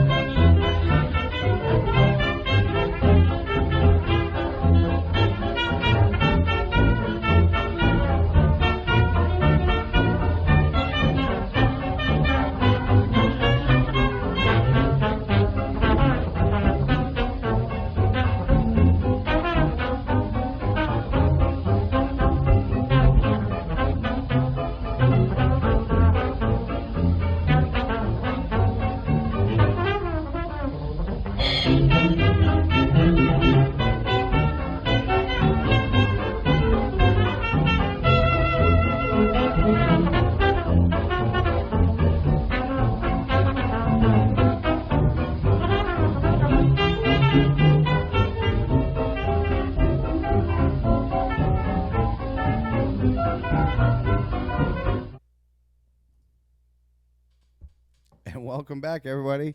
You all right? Remind me never to have you book another fucking guest. Arr. What? You know, you did me a favor and you got me Mark Slaughter, so I got you your boy. That was I didn't know he was awesome. going to beat the bejesus That's out of us. okay. All awesome. All awesome. I rather enjoyed it. I know you did because you didn't get any of the violence thrown upon you. Next time. Maybe next time. Next yeah. time, definitely. It's because I asked him nicely not to break the equipment. Just That's a good just point. break the hose. Don't So, break the if in equipment. case you guys didn't know us, we obviously went right into the show. So Bob was already here. We're ready to flow. We had some questions. We are live on three. Count them, three. Platforms. Platforms. Thank Yes, you. you're welcome. I couldn't spit that word out. That's why we're a team. YouTube, Facebook, and Periscope, which is the Twitter equivalent of Facebook Live. Right. You can check us out on any of these. I am right now on the Periscope one. So if you guys are on here, I will be here answering your questions. To my left, Jabroni is going to be on Facebook. And right across over here, because we had Bob Backlund in the studio, we have our man, In the Mr. box. Eddie Focus. Literally in the box. In the box. Today. On YouTube. So That used to we have be- it all over the place. For you historians that used to watch our once-a-month live feeds, he's in the Loki spot, whereas he used to be at the end of the run right there. Yeah, so, when we were doing it at the bar. Absolutely. And you can still catch some of those on the YouTube channel. Absolutely. Go find us. And while we're on the subject, guys, www.patreon.com/Loki and Jabroni. You want more great content like this? Donate to the show. $1 a month, $1 a week, $5 a week. You want to donate by episode, monthly? Please you want do. to invest? Please do it. Just Absolutely. It helps us get bigger, better. And get on that T-shirt. I was gonna club. say, yeah. Get on the bi-monthly and monthly T-shirt. Right club. now we got what, 2 people on the T-shirt club. Yeah, so I wanna, and one of them was asking me about it today. So yeah, Max, I want to get some people up on this thing so I can start making 1 or 2 T-shirts. Just fucking. it's gonna have our name on it. You're gonna Come be on, free people. advertising. Come on, people. Jesus. There's Killing not me. a time I don't wear one of my Loki and Jabroni show I'm T-shirts. saying, People dude, ask I'm me saying, about it. We can't say it enough. I mean, just to have Ed brought it up today. If we would have had a lapel mic for Bob, as energetic as it is, he's a very I mean, think of it. The gentleman, he's how old is he? He's 68, right? 67, 68, 68 years old, I think. He had more energy than me and Oh, my fucking Lord. Jabroni combined right now. I mean, he was fucking cross-facing the fuck out of us, dude. He couldn't wait to chicken freaking wing us again. It's like, what the hell, And man? when you brought it up privately, when we first started, I tried to get Bob here, and I was told, well, he doesn't do podcasts. He doesn't do a lot of radio. So whether or not you ever hear this, Jim Ross, thank you for breaking Mr. Backlund out of his shell, getting him comfortable with the whole idea of being on a podcast. Thank you to Connor Promotions. Yeah. And thank you for getting him to sit in between Dude, us. all I did is, like I said, he was a really down-to-earth guy. We started talking on the phone. Great. Just great, like I said, I'd hang up the phone like, oh, my God, I was just talking to Bob Backlund. What the heck? And the second time we've had a Hall of Famer, WWE Hall of Famer on the show. And now he is actually on the list with we only got a handful of people that have actually been in house. Right, Ian has been in house. Ian Right, Cunningham. Big Ian C. We've had Deekman in Josh house, has been the in old house. house. Yep. And now we've had fucking Bob Backlund. Bob Backlund. Yeah. That's we've had guests on the show, but we have not had that many in-house guests. And, Or of that magnitude. and to have Bob sit Backlund here. in the house, that was fantastic. We got some pictures that, of course, Lady J is going to be throwing up on our page for you. Already there? So they're Oh, already okay. up there. If you guys want to see it, we grabbed some pictures. I'm gonna get him posted on the website too. It's by the time we start putting some stuff That'd on the be website. great. Yeah, that'd be especially that one. That'd be I heard fantastic. rumor through the rumor mill that Super Millennial Man is going to get a sidekick soon. That's I don't gonna wanna- be I don't awesome. wanna say I want to see anything. that. I'm looking forward to that show. So what's on you guys' mind? I know. Oh, wow. We came right into the whole Bob Backlund thing. Right. What's on my mind is I read an article this week. Strangely enough, it's going to curl edge drawers and not about Kiss. The retirement is imminent. We've all thought about it. We've all known it. The farewell tour was not a farewell tour. Gene Simmons is quoted as saying, "I'm 67 now. I can only do this for a few more years." Here comes the part I question, and I'm waiting to see your forehead crinkle. We might do it at Yankee Stadium for free. Yeah, Gene Simmons, the guy who, if he could, would put his face on every dollar bill in America, wants to do a show, the last show ever, for free. Could it ever happen? Gene Simmons now. Guy who loves money more than our president. Okay, if it's free, how are tickets being distributed? Good question. I had the same question. I would probably say it's going to be probably something on Facebook, an email thing or whatever. You email your name Ticket in lottery there. type Right, thing? exactly. And then he'll choose. It'll probably be like if you win, you get 2 tickets. Hmm. You know what I'm saying? So something be. like that. Here's Maybe they put it on. Maybe it's a free concert, but you go with Budweiser or you go with Pepsi. You know what I'm saying? And you put like a the corporate tickets, shill right? event? No, not only that, Oh. right? So you well, actually put somebody's these. got to pay for it. Right, No, but there's no that's- such thing as free. That's Right, how you that- get them to and pay that's- for it. So that's now what you put bothered these me. fucking tickets inside these boxes. You know, oh, you can win 2 boxes if out of every They've done it 12 packs. before. Right, Yeah, exactly. Get the can with Gene Simmons' tongue on it and win 2 tickets And to win the 2 last ever tickets for the show. free- Yeah, exactly. see, Ed's already. Oh my god! My Budweiser. Not that Budweiser isn't already hard There's enough a to real choke tongue down. in this. This is like half a foot long. Who in God's green earth did this? I just want to know logistically, and that's a great point that it could be a giveaway of some sort, a ticket lottery of some sort. But I would see it more towards, like I said, more towards Right. going like Dr. Pepper, Pepsi, or something like right, that. and when make 'em buy. Metallica and the Big Four did Yankee Stadium, it seats 55,000 for a baseball game. You got another 20,000. That's 70,000 Yankee- tickets. How much Budweiser or Yankee Pepsi or Stadium Dr. Pepper better would you have to think- sell? You better think about that. Because that's. Look, you brought Metallica in there, and I want to say probably about 30% of the people that went to that concert were probably real Metallica fans. Yeah. The other 70 were what we like to call pink hats, and they ended up getting Or- the fucking things. Or you were the Slayer hardcores who went, saw Slayer, and left. There you go. So you didn't even stay hard enough. You know But what I'm saying? I would have loved to have seen that. Megadeth, But- Anthrax, But Slayer, regardless, Metallica. now you're gonna get somebody like Kiss in there. Now. If that's his No, speculation. right. Now you get somebody like Kiss in there, right? The fan base that you're gonna have coming through there, man, that place is gonna be. But I'll say this. Can you just imagine what New York subway is gonna look Oh my like, God. dude? You know, with and- people with platform shoes and fucking makeup. You know, the last time I saw them was in 2014, and I'll say the crowd was 60-40. 60 are your diehards. 60 Mm-hmm. are the people you go, how many shows you been to? 62. Oh, I've only been to 44. Fuck you, I'm better. And they got the face paint, and they make the homemade outfits. Yeah. And then the other 40% is, like me, They enjoy drag it. my kid along, but she wanted to go. Then you see the other kids going, why do I have to watch Kiss? This is bullshit. One Direction's here next week. You didn't give me tickets for that. You know, it's and then it's the fringe fans. They just want to go to say, hey, I saw Kiss. I was here. Yeah, I was there. I was there for that one. Remember that night? Yep. And that's the crowd you get. If they, Whereas, like you said, those with the pink hats- motherfuckers are happy as shit. If there's like 3 venues going on. Oh, hell Oh, yeah. I was there, and I went to there, and I went to See, Right. if he really wants to redeem himself, in my eyes, he'll do it so that somehow give it to people, kids or whatever, that can't normally go to concerts, Fantastic. get to go to the Kiss Farewells tour. The real farewell tour. Right, you The know, final. like, you know, kids in the poor cities get to go to the concert if they maintain a C average or better or something like that, you know, just And whether or not you're a fan of the group, when you have something like that, like Motley Crue is not touring anymore. They're a non-touring entity. They've signed contracts. We will never converge as Motley Crue Eminem ever doesn't again. tour. Yeah. Right. So to say you were at the final show in Boston or the Because final show in Eminem Philly, sold half his soul to Dr. Dre. You see him Well- lately? He's looking a little gone. Isn't he? Isn't he looking? well, he is a recovering drug addict. But So was stopped- Motley he Crue, actually- all of them. He stopped touring. I'll tell you what, Vince is looking pretty good for being pretty hardcore as he was.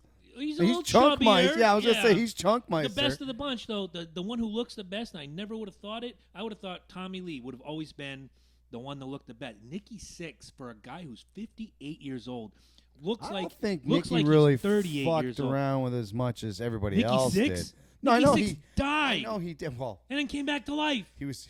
That's because he hangs out. He died. He hangs out On with Christmas. fucking what's his face. The motherfucker died. He's fucking pruned. Slash was there. He died. How many show of hands or Slash is the Grim Reaper. Show of hands. Slash was like, dude, it's all right. I got you. Really quick, show of hands around the room and anybody on Facebook, if you've ever died and came back to life, hit a thumbs up or raise your hand real quick. I'm not seeing a... I did. Okay. I did. Let me say I wanted to die. I didn't. and I came back to life. you. Here's how it worked. Go ahead. So I don't got, do that shit I got this anymore now. big gaping hole in my stomach that y'all know Mm-hmm. because I got part of my intestines ripped out. Right. Right. So if you look right here, they gave me that nice little, feeding the tube thingy. Mm-hmm. So as this nurse is coming in to remove this, she jerks it rapidly. Well, there was a blood clot at the end of that. Ooh. And it literally was going to my heart, and I literally was going like seeing black, and all of a sudden it must have dissipated at the right time. And I went and I came back like this, and the nurse looked at me and she looked like she was dead. Wow. She looked like she knew she almost just killed me. I'm looking over your shoulder, and she's a little disturbed by the story. Oh, this But- was when I had No. my surgery. I'm This looking is- at her face. She's like, "Oh my God, did that really happen?" Yeah, that's That's fucked up. I don't allow this often. In fact, I don't allow it ever. But hey Jerry, how'd you like the show tonight? Thank you, and thank you for the awesome pictures. Bob Backlund checked out her rack, guys. We're gonna call him Bob Rackland from now on. So I'm gonna The probably clean cut golden boy in the suspenders. Hey, checked you out can be her a boobs. clean cut golden boy and like boobs. Every one of us does it. Of course, we're not clean. I'm cut. gonna Some more than others, but yeah. I'm gonna piss a couple people off with my what's up on my mind. I'd like to hear it. All right, so last week when we were live and we were having fun, we obviously heard of the Ariana Grande concert. Somebody, which now we've learned is a whole lot of somebodies. Yeah. It was a whole Making fuck ton arrests of, yeah. daily. On Yeah, this. exactly. They're still making arrests to this freaking point. It has been noted that Ariana Grande is going to pay for the funerals of the people that were there that died. Okay. Well, fucking la-di-da, Ariana. La-di fucking da. I got to hear your so, rationale on this. I'm so proud that you finally woke. It took 30, what is it, 30? 30 of her fans got injured and hurt. It took 30 of your fucking 19 fans. dead and Right. 30 or plus hurt. Right, yeah. there you go. 30, 19. It took that for you to finally give a fuck about this fucking world. You fucking French fry tossing, spitting in the face of fucking people that work at McDonald's, and now you give a fuck. All right. Well, I'm glad. I'm glad you finally give a fuck. What pisses me off is the fact that it took something like this to make you open your little fucking beady Mickey Mouse fucking club eyes. Seriously. And for the people out there that are like, "Oh, thank you, Ariana. You are a wonderful thing for every..." Did you forget that this is the same stupid hoe? The same stupid hoe that had her fucking boyfriend walk up, slap a guy from fucking, what was it, the ice cream place? Baskin Robbins. Slapped the guy because he didn't put the right topping on for her, and then she laughed at him and said, "Look at the type of job you have." All right.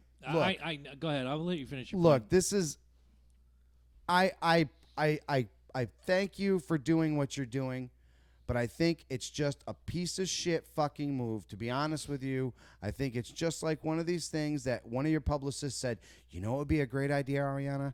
If you did a benefit concert and you paid for these people's funerals." You know what her first fucking conversation probably was? "Fuck that shit." And then he was like, whoa, wait a minute. This is good wait a minute. PR. This is great PR. All right, I never do this. Never. But let me play devil's advocate for a minute. We do every show. Oh, I don't. I'm usually the victim of the devil's advocate. Sometimes it takes a tragedy to wake somebody up. I mean, look at all the jackasses that you knew, and then 9/11 happens, and everybody's patriotic and all this mess. And if you have a personal tragedy, sometimes it wakes you up. Do I believe that about Ariana Grande? Fuck no, I don't believe that about Ariana Grande. I will give her the benefit of the doubt to say that sometimes it takes a tragedy to wake you up. I still think your story is more fair and accurate. Right. We will see after this. I would love to see her. Like she said, I'm going to go back and do a show for free in Manchester, and I'll donate a bunch of money. I would like to see an album that reflects the pain of her fans and her pain, which you can do. I mean, artists have done it forever. Here's my personal pain album. What was the Eminem album? There was that whole one that was Recovery. Thank you. Recovery and I think relapse, you could say. Yeah, relapse. Good call. Good call. And it's a personal pain relapse album. was about his mind after recovery. And recovery was recovery after the him, physical recovery. Him just like getting over like death of his friend and the drugs and everything. And right. Getting back to, being. But it's a personal pain record. Yeah. Much like Toys in the Attic. Toys in the Attic. You could go with Dr. Feelgood was a personal pain album. Yeah. What a great album, too. One of my favorites. But, yeah, maybe, is this going to wake her up? Probably not. She's going to wake up tomorrow and get her fucking double. Well, I was going to say, it all depends on where she goes from here. That's what I said. It's like, I said the same thing about Kaepernick. Okay, well, what's he going to do from here? What are you going to do now? Hey, he's let me down. He's done some good things, but he's let me down. For every good thing he does, he opens his mouth. Exactly. He got signed by the Seahawks. Did he? Yeah. Good luck on the playoffs. Oh, wait. Yeah, you're not going. Fuckers. But again, here's the thing: when someone like Ariana Grande and she said a lot of dumb shit, then this happens. She's done a lot of dumb shit. Yeah. All you gotta do is YouTube Ariana Grande and then put stupid shit, and then you will see videos like 50 or 60 of them of her just treating people like slobs. I know. Yeah. I saw them all. That's why I said okay, so this happened. She's paying for the funerals, which she doesn't have to. Like do. I said, the place is probably insured, right? So she doesn't have to, right? And I want to hear how she talks after this. Yeah, that's exactly. If she's gonna sound like fucking Katy Perry's been talking. Oh fuck, Katy Perry! Did you see her speech at that little club show? Shut up, Katy Perry. Just show your boobs. Here's the thing: I like Katy Perry's music and shit. I like Katy Perry's but boobs. she's opening her fucking mouth like, oh, we just need to get along and open the border. Coexist. Oh, open the border. Yeah, that's what Manchester did. Right. That's what Germany's doing. Look, yeah, exactly. I know you and I have said this before, and other people will agree or disagree, and fuck you if you disagree. I really don't give a fuck. This is our show. I don't listen to music to get educated. I'll read a book to get educated, but I listen to music for entertainment and an escape. Exactly. There's a reason why I like U2, but I don't buy their records. Because I can listen to Where the Streets Have No Name and just hear the song. I don't need to be fucking bludgeoned with the message. Fuck the message. I want to hear Love Gun. I want to hear Dr. Feelgood. I want to hear Slim Shady. If I put on a record, I want to be entertained. Done and done. I listen to NWA to get educated. True. Very true. You are now about to witness the strength, the street knowledge.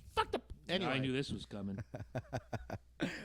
No, but like I I'm said, sorry, I agree with tall what you're and saying. I won't sing the song. I agree with what you're saying. Like I said, we'll see. Nice. Very nice. We'll see where she goes I love from here. you for that. We'll see where she goes from here. That's my biggest thing. My big thing, of course, is, she's such a humanitarian and this, that, and the other thing. And okay. She could be. We'll see. Yeah, the proof is in the pudding, and what she does in the next year or two is really going to tell. The only thing, here's the thing. I'm hoping she saw the explosion and she saw people die. Now, see, that's what I've always asked. Did it happen during the show? It was after during. the show? It was during the show. I thought it was at the end. It That's was right at the end when Are you she sure? was. I thought it was like towards the end of the show. It was right at the end. Oh no, when you're she right. Because was, the guy was waiting for everybody to walk out. Which Right, one of our and the window-licking pink listeners said balloons. Katy Perry doesn't have it was boobs? the guy was waiting for people to walk out of the concert, and then he. There it is in plain English. Katy Perry doesn't have boobs. That Rachel. person is It's Rachel. Rachel. I'm sorry. Katy Perry does have balloons. Fantastic, beautiful orbs of Rachel, deliciousness. look up Katy Perry Elmo shirt. There you go. I win. Can I There drop you the go. mic? No, don't drop it. It's We her need all the mic. equipment. Yeah, we need to salvage the equipment. Let's see where she goes from here. Seriously. so- What's on your mind over there, Captain? I got one cool thing. I saw Alien Covenant last night. Ah. I liked it. Everybody went to the movies last night. I went Yes, to the movies last I night. did. Not me. I was cleaning this place. I saw That's Alien true. Covenant. A lot of people are shitting on this movie because of what it does with the mythos. And I'm just going to say, get out of your fucking James Cameron fantasy. It's not happening. Dude, But people a are getting decent- upset it's about this whole fucking the Star Wars thing and where they're going with fucking Star Wars. Well, I'm really sorry it didn't work out for you, but you didn't write the fucking I'll story. do- I always say, if you got a script better than them, I'll read it. Write Yeah. it. Fuck yeah. Kevin- Where were you? Kevin Smith like a motherfucker. Some breaking news. Speaking Uh-oh. of music, Olivia Newton-John, I guess, has been diagnosed with breast cancer for the second time. Oh, That's man. horrible. Yeah, she had canceled a few shows, and looks like it's metastasized to her sacrum. Ugh. Still looks Um, good for her age, too. That's a hottie. Well, Xanadu is down too. Oh, my God. Well, you know what? We hope she recovers. The opinions expressed by Loki do not necessarily reflect those I of the didn't- rest of us. You know, when you're talking music, you should really not bring up Xanadu ever. It's like an unspoken. You're right. It's an unspoken rule. That's like if we ever get a chance to have Paul Stanley on the show, don't say elder. There's a few movies that it's an unspoken rule you do not bring up because they totally destroy American culture. Godfather Xanadu, 3. Roller Boogie. And anything by ABBA. Okay. Well, wait, I like ABBA. Yeah, there's some good ABBA stuff. Oh, my Lord. So before we head into the next one, our other thing that we've been blowing up, Friday the 13th has come out. You guys can talk amongst yourselves. I love reading your ongoing commentary about what you're doing on the game. I want you Can to I- start. I live streamed Can I just it. say- I can I live just streamed my say- first game. And Can I just say one of my highlights of this game thus far is murdering all my children. They it's were a great stress relief. we were literally playing a private match, and I had Caleb and I had Alex and I had everybody else, and I think Tristan was in there and my other kid there. So they were all in there, and I got to murder them all, and it was fantastic. And You know what I love? You know what I love the best? I don't know if you've been meeting some interesting people playing this game. God, yeah, there's I'm playing the game, and I'm Jason. I'm part 3 Jason, and I'm chasing this girl down, and While you're up. I'm chasing this counselor down, and it's can you grab mine in the freezer? For those of you not watching, Loki's making a bar run. The co-host has become the beer bitch, and I'm not quite sure that it's a job he's going to hold for long because he is the co-host of the show. He's Hey. the co-creator. It's because we don't have a buffer. We don't have a budget for a gaffer. Well, usually I reach over, but as you can see behind us, if you're watching live, different setup this week. So I'm chasing. Oh, okay. Thank you, Mr. Pagano. I'm chasing the black counselor in the jogging suit. So I'm chasing her down. All of a sudden, I hear some dude going, "Oh, come on, man, come on! Why you gotta chase the only black guy, man? This is racist as fuck." And I didn't know what to say, so I'm like, "Dude, it's an 80 horror movies. 80s token black guys must die. Black guy always dies. They must die." A shark ate me, motherfucker! So I killed everybody, and I didn't know how to grapple yet. Like I didn't know how to grab. So I basically beat everybody with the axe. Nice. And I'm back in the lobby, and they're like, "Oh, so Eddie, you good at this game?" I'm like, "I'm all right. It's only my 3rd game." Same dude comes up and be like, "Don't listen to him, man. He beat the fuck out of us."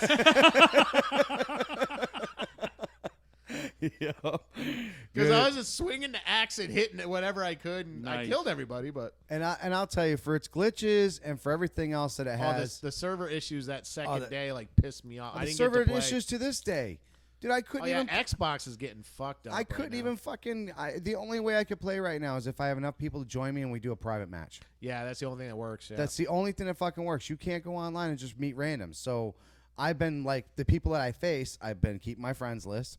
on Steam. Like for a while, we lost our achievements and stuff. They disappeared. Yeah. But they got them back up. And, But I'll tell you- as I told you guys this morning, I got my participation badge. He's got his video game millennial award, tell and you, he dude. deserved it. Just think about that game when you're chasing around the counselors. You almost want to scream, "Get over here, you little millennial Ed, we got a fuck." complaint. Ed, we got a Yes. complaint from the peanut gallery. Rachel says if Eddie had picked me up, I would have been your beer bitch. I think she just wanted to meet Bob Backlund. However, it wouldn't have She hurt. would have been able to get under those wires That would've without been easy. talking. That would've been easy. Fantastic. Well, you gotta let me know. Yeah. Otherwise, We've been pimping this show for 2 weeks. You knew. Yep. You knew. Yep. And if you didn't know, now you know. Now you know. sucker. So I'm not even going to do another What's on My Mind. I'm going to open it up for questions. If you guys have any questions, I know we talked about it briefly, and we got a little bit of time before top 10. If you have any questions for us, anything at all, serious question, stupid question, fucked up question, I don't care. Send it in. We want to have some fun. Because it was fun having Bob Backlund here. No, it was. He was crazy. Fuck, I can't get Crazy, over it. man. Real Absolutely. nice guy. He walked right in like he owned the place. Like, anybody home? Yeah. Right down the stairs, shook everybody's hand. Sir, great to meet you. Went over to Angela. Ma'am, great to meet you, etc., so forth. And just really nice, gracious, humble, until he went into Mr. You know, Backlund mode and hurt our necks. You know, it's kind of it's funny because I like the point that you brought up when you were like, you played a bad guy by being a good guy. being a good guy, and in the 90s, that's exactly what happened. You couldn't be a good guy without. Who sold the without- most shirts in the 90s? The NWO. Right, What was the exactly. NWO? A rogue villain group. Right, The exactly. 90s was different though. It was. And look, you can throw. Like I said earlier, in the 80s, like you could not be a Roddy Piper fan. They're like, no, Hulk Roddy Hogan, Piper, Right. Roddy Piper, which I like too. But I loved the whole Roddy Hulk Roddy Piper dynamic. Superstar Billy Graham, 20 years Loved too him. early. If they'd have existed in the 90s, fuck Hulk Hogan. Seriously, fuck the Oh, NWO. at that point, yeah. Piper, Billy Graham would have been the best. But Bob seriously did it by being a good guy. Go do good in school and never capitulate, and you plebeians and all this, and using that huge vocabulary. And at the end of the day, you're just like, dude, I hate this fucking guy. He's making me think. I loved that. Well, I'm listening to him, and fuck it, we're all thinking it. I'm sitting there thinking Hulk Hogan stole that guy's whole shtick. Oh, yeah. Because Hogan was heel when Bob Backlund was popular. When he was champ, yeah. yeah. And then like all of a sudden Hulk Say your Hogan prayers, say your prayers, eat eat your your vitamin. vitamins, and Bob Yeah. Backlund. I love all Took that. off. Don't get me wrong, but No, Hulkamania. I got tired of it, sure, but in the beginning, I liked Hulk Hogan. I wore the T-shirt, and I was all about I'm it. not but, tired of it. I still like it. You know, I got tired of it toward the end, and then when he went NWO, I was like, oh, okay, I can be a Hulk Hogan fan again. Then he came back to the red and yellow in WWE, and I was wore the shirt again, bought a new one, and I still dig it. But it's that then it was like a warm bath of nostalgia. Whereas when Backlund came back, he was different. He was still Bob Backlund in the wrestling aspect, but No, that absolutely. attitude. Same where- attitude, yeah, though. He oh, still had the same He attitude. was still the All-American boy. It's Right. just you hated him for it, and Right. that to me was the With best. Hogan, what I thought got stale is his opponents, because I think he kind of peaked with Andre the Giant and Ultimate Warrior. I think he peaked with that. Yeah, well, And at then, the like- end, all he did was sit there and play the crowd, throw his hand up, do the ooh, do the leg drop, and that was it. That was fine though, but here's the thing: like it was the build up. Like they built the heel to be really really heel. Yeah. Like because if you wanted to start something with Hulk Hogan, you had to like punch a baby Oh, in the yeah. face on camera. You had and to- then Hogan would be there like, oh no, you don't. You had know? to steal an old lady's dentures in the front row. right. Yeah. I So remember they seeing a played show. the- Yeah, Then he'd they come out played like the heel Sting, really Sting out of the Raptors. I'm Oh telling no, you. brother! on television. What was it? Big Boss Man handcuffed him to the ropes when Boss Man was a heel, and whooped him with the stick. So you wanted to see again. Yeah. TV Yeah. selling the arena. You wanted to see that match, and it was Madison Square Garden. I didn't go live. I watched it on the MSG network. We had a cage match. That ugly ass big blue cage where the thing just I like terrible. the blue Hated cage it match. Why? because you can't rake a guy's head across it and get blood. Yeah, I'm an old but- schooler. But you could see through it better. That's why they did And they did it Yeah. for television. Exactly. That's why they Yeah. changed it to black. The blue translated too bright on television. that. And I think they had like some major injuries on those. Probably. You know, because But I watched Hulk just Hogan. dealing in fencing like I do. Oh yeah. Go see Eddie if you want to build a steel cage. But he we could. suplexed Big Boss Man. Here's a 320-pound guy in Hulk Hogan. Here's a 350-pound guy in the Boss Man. Suplex off the top of a fucking cage because you beat me with a stick, and I'm going to get my revenge, and I'm going to do this move that I never do and drop you 20 feet to the jaws hit See, the ground. That's the thing with Hogan too that I think got stale because when he started, Hogan was the big guy. Like Yeah. he's Hogan, huge compared to Andre, Backlund. yeah. He's huge compared to most other guys. Go watch the video Gary Capetta sent me. Yeah. I wish we could have got that intro because Gary really wanted to be a part of this, and I'm trying to get Gary on in October when his tour is done. The best announcer in the business, in the ring, in my opinion. Watch Hulk Hogan versus Bob Backlund, 1980, Philadelphia Spectrum. You'll see Hulk Hogan do something. I did you watch never that, saw. actually. What did he do in that match that he didn't do throughout the 80s? Wrestle. Yeah. He put on chain wrestling moves. It was different. Kick, leg drop, done. And that was the shtick, and it made money. Right. It made tons of money.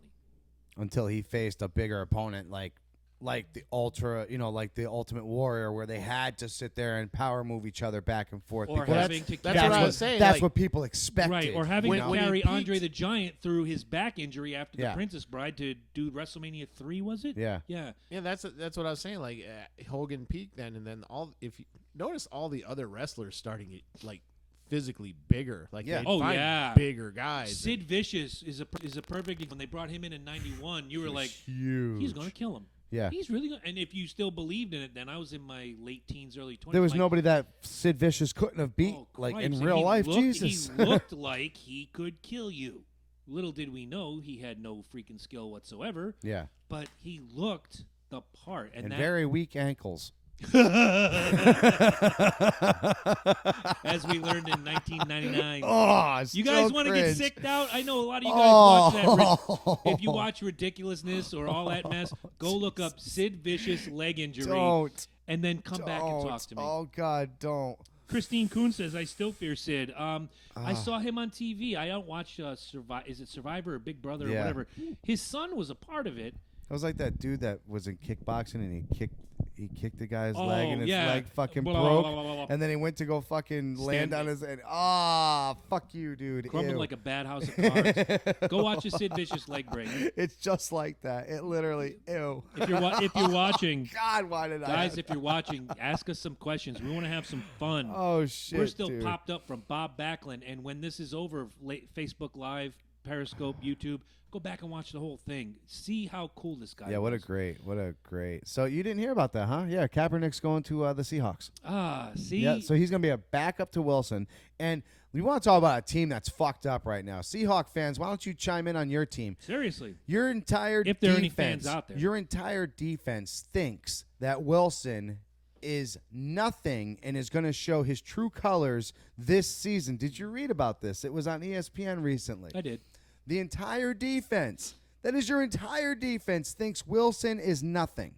So, do you think that this is a direct reflection of the defense saying this? And is Pete Carroll getting scared and actually listening to the voices? Possibly. I think Seattle's defense has been on the decline for about 2 years. They showed it. They've Not traded so a much few last people. year. They traded a few people. Excuse me, not so much last year, but the year before you started to see this steep decline. Last year, they kind of picked it up a little bit. They were playing with a little bit of urgency, trying to fight and scrap and get that playoff spot, which didn't happen. I don't think Seattle's going anywhere this year.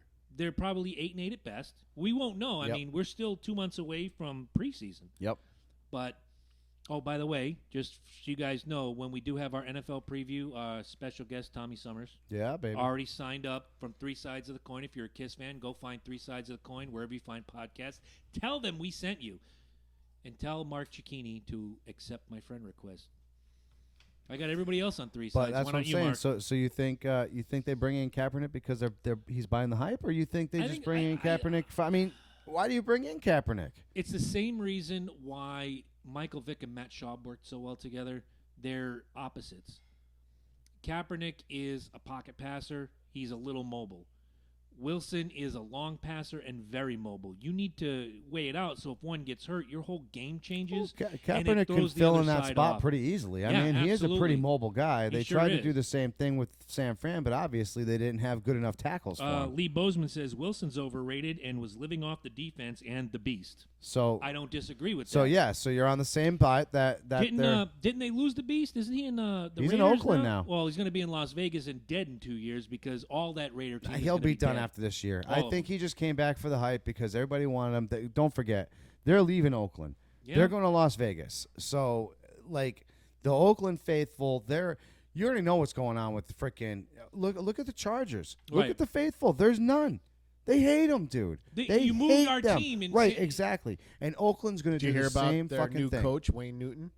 Wayne Newton is a. Dunk a shame. I'm Darling, gonna take dunk it. a Dunk Vegas a joke. shame. That was good.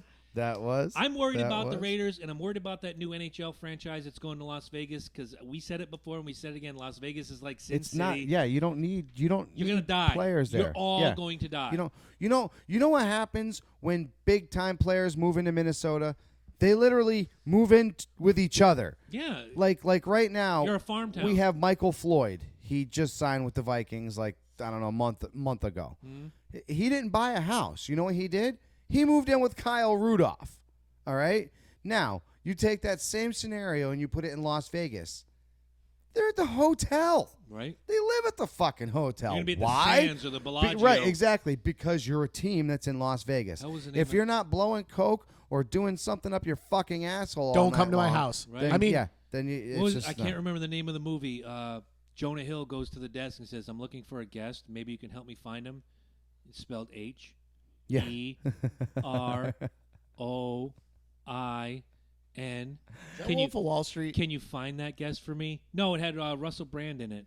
The offshoot of the take him to the Greek Get him to the Greek. Get him to Thank the you. Greek. Get him to the Thank you. Greek. Guys, with if you missed Puffy it, Combs. Yep. Guys, if you missed it, go back later. If you're watching us live, Bob Backlund was here. He was here. My childhood hero was sitting next to me, put me in the chicken wing, grabbed me and Mike by the head, shook us around like we were rag dolls. For a 67-year-old guy, he still got pipes. He still has, I could feel it around my neck. It still hurts right here. You can't see this on audio only. That's why you got to watch a live feed.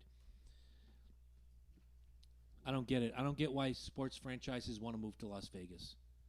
One race a year for the NASCAR guys, and they all get drunk. They take the next week off. But It's a franchise, like anything else, dude. It's whoever has the money. it's true. It's unfortunate, but it's true. These things don't run on nothing. you No, know, that's so. true. Guys, get your questions in. We got a little bit of time. Top 10's coming. We're doing pretty economical on time. It's only 7:25 if you're watching us live. If you're listening to us on audio only format, it's probably 11:14 wherever you are. Don't care. Getting it done. Ed, you got anything? What do you think of what's his name? Greg Allman passing away? Oh, wow. You know, I was never the hugest Allman Brothers fan, but I always liked Greg Allman. His solo stuff was fantastic. Loved it. I think they were talking about drugs being involved or something. Well, he's always had problems in and out with drugs over the years. The Allman Brothers? That's 90% of the reason him and Cher got divorced was drugs. So, yeah, Greg Allman, terrible tragedy. He was a real troubadour. He was one of those guys that just have a guitar, will travel, and I just want to play music, and he did it till the day he died. So, you know, Godspeed, Greg Allman. It's not like he killed himself in a hotel room in Detroit. Sorry, Chris Cornell fans. Still kind of pissed off about that. You can throw the trigger warning. I said up the or same not, thing. whatever. No, I said Yeah. the same thing, dude. Like, I'm still pissed off at him.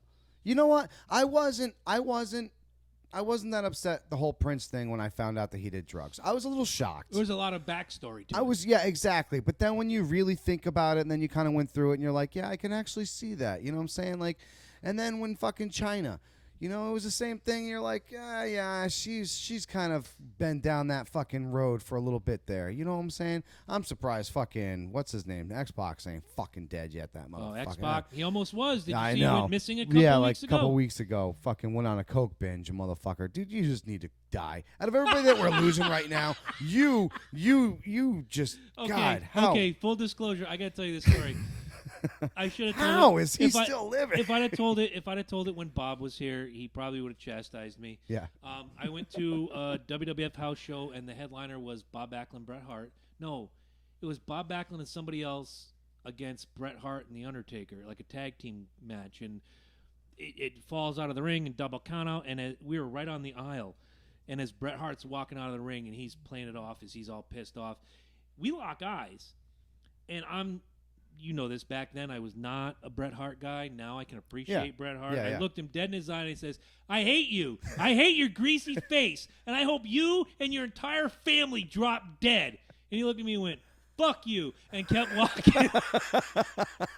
And I had so much fun. I told that story for years. And if I had told that story to Bob, I'd have probably gotten a chicken wing and a leg shoved up my ass. We already got one. Yeah. But, you know, Very that's... Oh God! But again, and then what happens to Owen Hart and yada yada. But look, suicide again. If you're a celebrity and you have the ways and means to get your own help and to do the thing, I think Chris Cornell could have done more. He's got a wife and a kid and all that.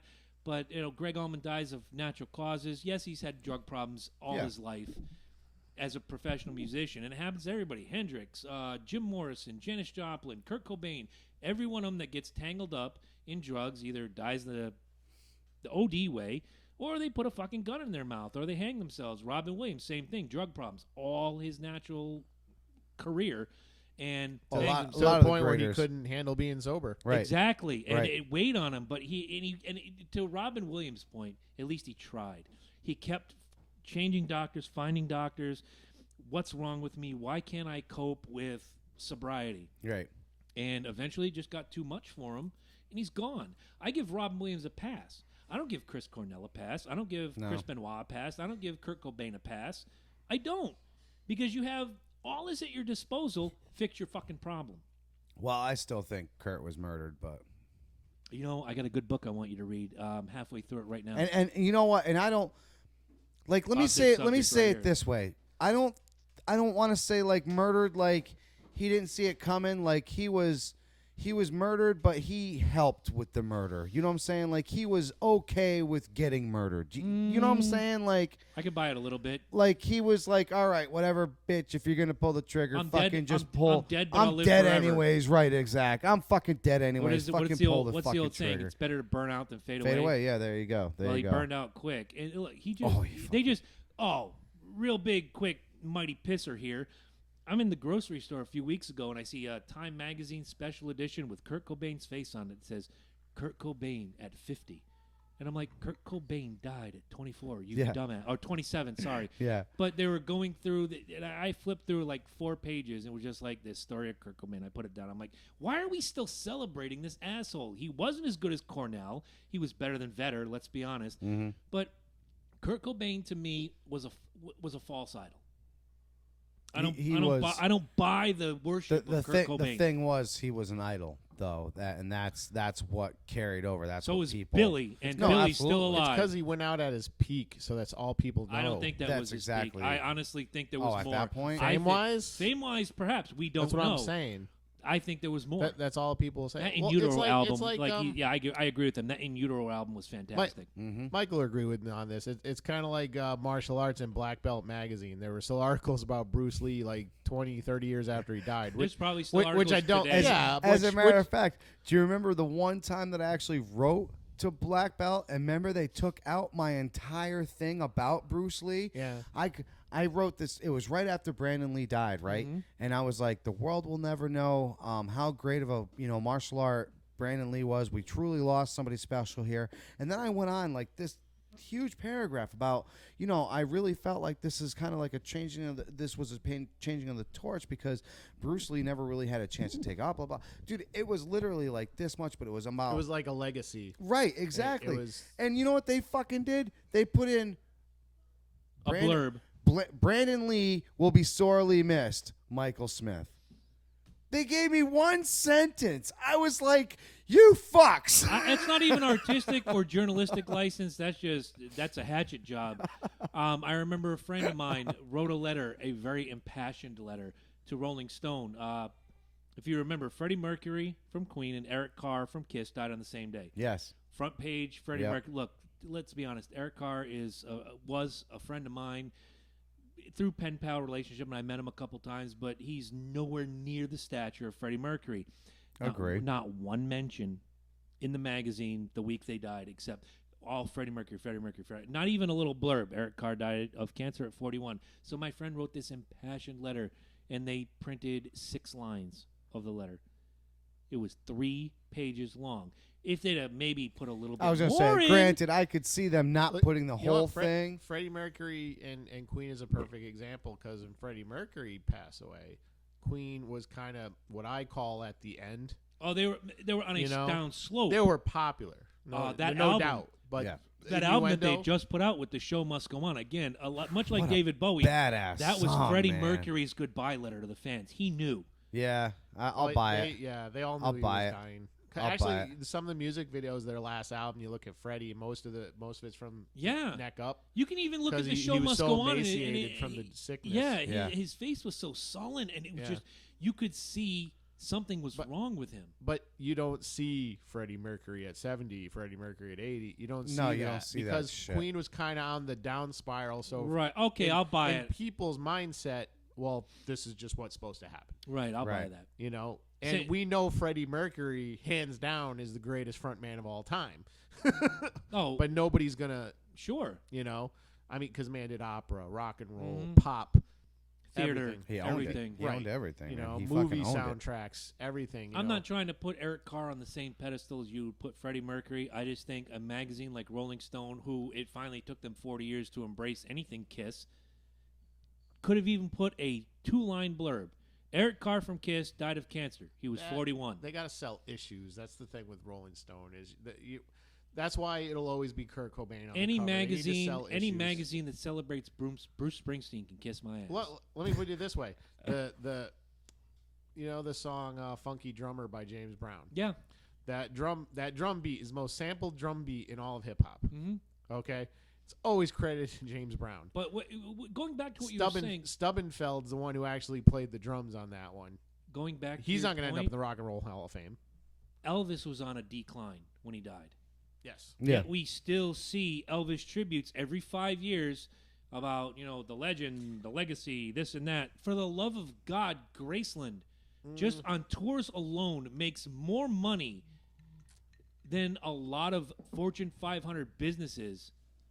I think in Elvis's case, it's not just the music; it's the movies, it's certain events that keeps him. But even still, I've probably seen more Kurt Cobain shit than I've seen Elvis. I saw a So- 12-year-old kid at a concert when I went to see Disturbed and last there was, summer. Here's the thing too: there was that craze. Elvis is still alive. Yeah, That helped. of course. You know. But I saw a kid at the Disturbed concert wearing a Kurt Cobain shirt, and I had to. You know me.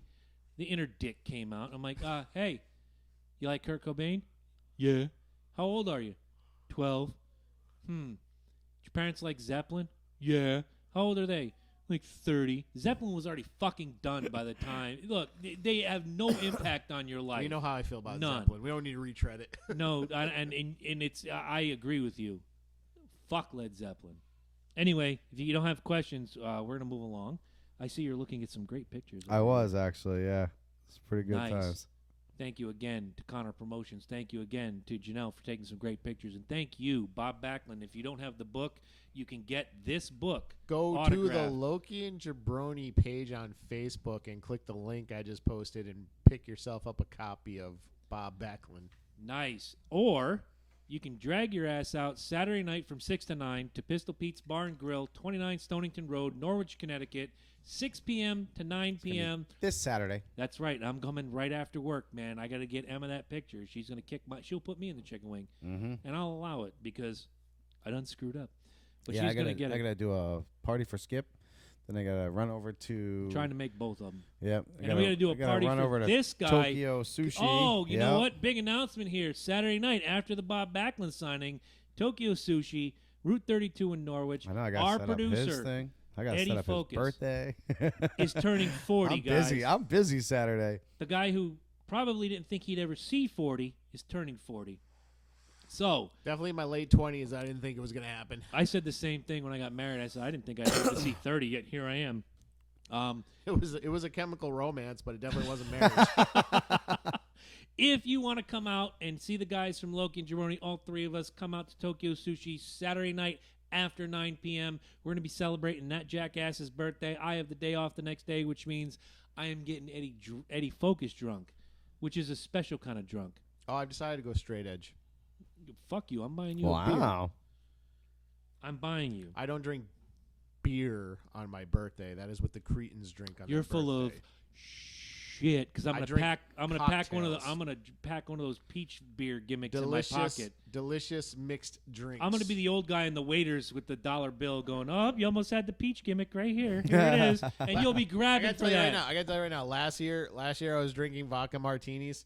I can't do that anymore. So I'm going to find a new beverage, and that's all I want. And I'm going to tell you, last year I bought you a lot of vodka martinis, and my wallet can't take it anymore. So you're Yeah, going I to got have a a beer. couple myself, so yeah. I was having trouble drinking them. I don't know if it's old age, but they're not going down like they used They're to. not as smooth.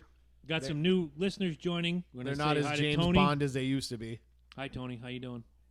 Brother man. Jared's here. Jared's always here. I love that guy. Janelle and Michael are here. I love those guys. Hello, Janelle and Michael. Hey. They're from Viking Entertainment. I love those guys, too. Let's not forget Sublime Ink, Sinners Ink, all sorts of ink. Fuck it. Bic Ink. Bic Ink. We like Bic Ink. You wrote your top 10 list in Bic Ink. I did, can see. actually. Jenny Perez says Shirley Temples for me. Wow. Jenny, you obviously don't know anything about cocktails. When men drink them, they are Roy Rogers. They are Roy Rogers. Oh, good with call blue. by you. With blue. I'm not even going to get into that story. I'll wait till my brother's watching and tell the Shirley Temple story. You're about to talk about how many Roy Rogers you had. Like, I was fucked up, dude. I went to Hampton Beach with my granddad. I had 6 Shirley When Temples. Jabroni tells a story, it's like, I was so fucking sober. Anyway. I was so fucked. because it never happens. That's why it's such an event. I don't know. You were stone cold sober for Bob Backlund. Like, look at those Dr. Pepper cans lined up. I like know. victims. It's a sweet one.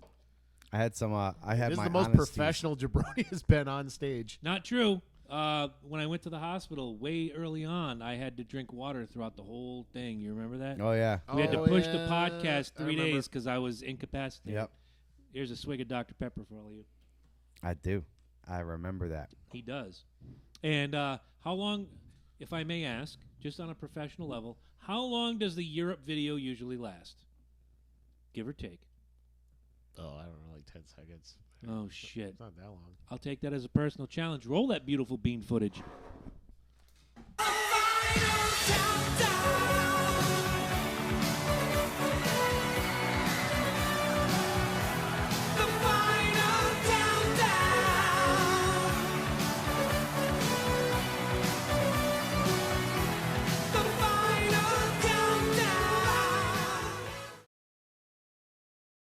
Hey. I made it. You're in frame. He grabbed all of them. Go big or go I home. can hear it upstairs. Go big or go home. No, it wasn't horrible for Jabroni. I enjoyed every minute of being sober for Bob Backlund. Thank you very much. No, I think she was talking about the other one. The other time when you were only drinking water. That was horrible. See. That So, was diverticulitis. speaking of horrible, in case you guys have been living under a rock for like the last year, our pretty much unbeknownst mascot, Mr. Harambe. Unofficial mascot. Harambe. He's been there. He's been there for a year. It's been a year since Harambe passed. Since he was viciously Senselessly murdered. murdered. By the popo. I mean, That's right. by the zookeeper. It's for That's you, right. Harambe, right here, brother. We love you. So, since his poor ape life was cut short, he had so many opportunities. This is the top 10 things Harambe could still be doing if he wasn't viciously murdered by that asshole that murdered him. Right. And that Murder. That boy that set him up. That was a setup. That was such a setup. Fuck that little kid. You hear Number us, little 10. kid? Fuck you and the girl that got bit by the seal. That seal was looking out for Harambe. Yeah, really. That boy was looking out. This is for Harambe. Get in here, bitch. He could have been a spokesape for the Chiquita Bananas. Wow. You know they were already working that deal out. He could have been smooth like, hi. He I'm was going to be Harambe. an extra in the war of the battle of the planet of the apes. That's Coming soon to a theater near you. Number 8. He could have been an active follower of the Mr. America, the Bearded Truth show. Not a He bad could joke. have been. He could have been. Could have been. But Could have now, been. Could have now been he somebody. can't. But now he can't. Number 7. He could have been a business partner in Big Poppy's new monkey business. Could have been. They both look alike, to be honest. You ever see a picture side by side of Poppy and Harambe and put Shrek in the right middle? there, It's dude. like triplets. Oh, there you go. It's right there. It's right there, man. Number 6, the official ape of Subway restaurants. He could have done it. He could have. He could have done been it. there. Well, the last spokesman didn't do that well. Well, you know, he You can only go up from there. I mean, Harambe used to grab came up a little kids. Why short. not? Oh, good call, See? Eddie Focus. See? Number 5. Been a consultant on Kong versus Godzilla. That wouldn't have been too bad. They needed some help on that They film. do. They need some help. They definitely need some help, but not from Harambe. Can't, unfortunately. Hello. Number 4.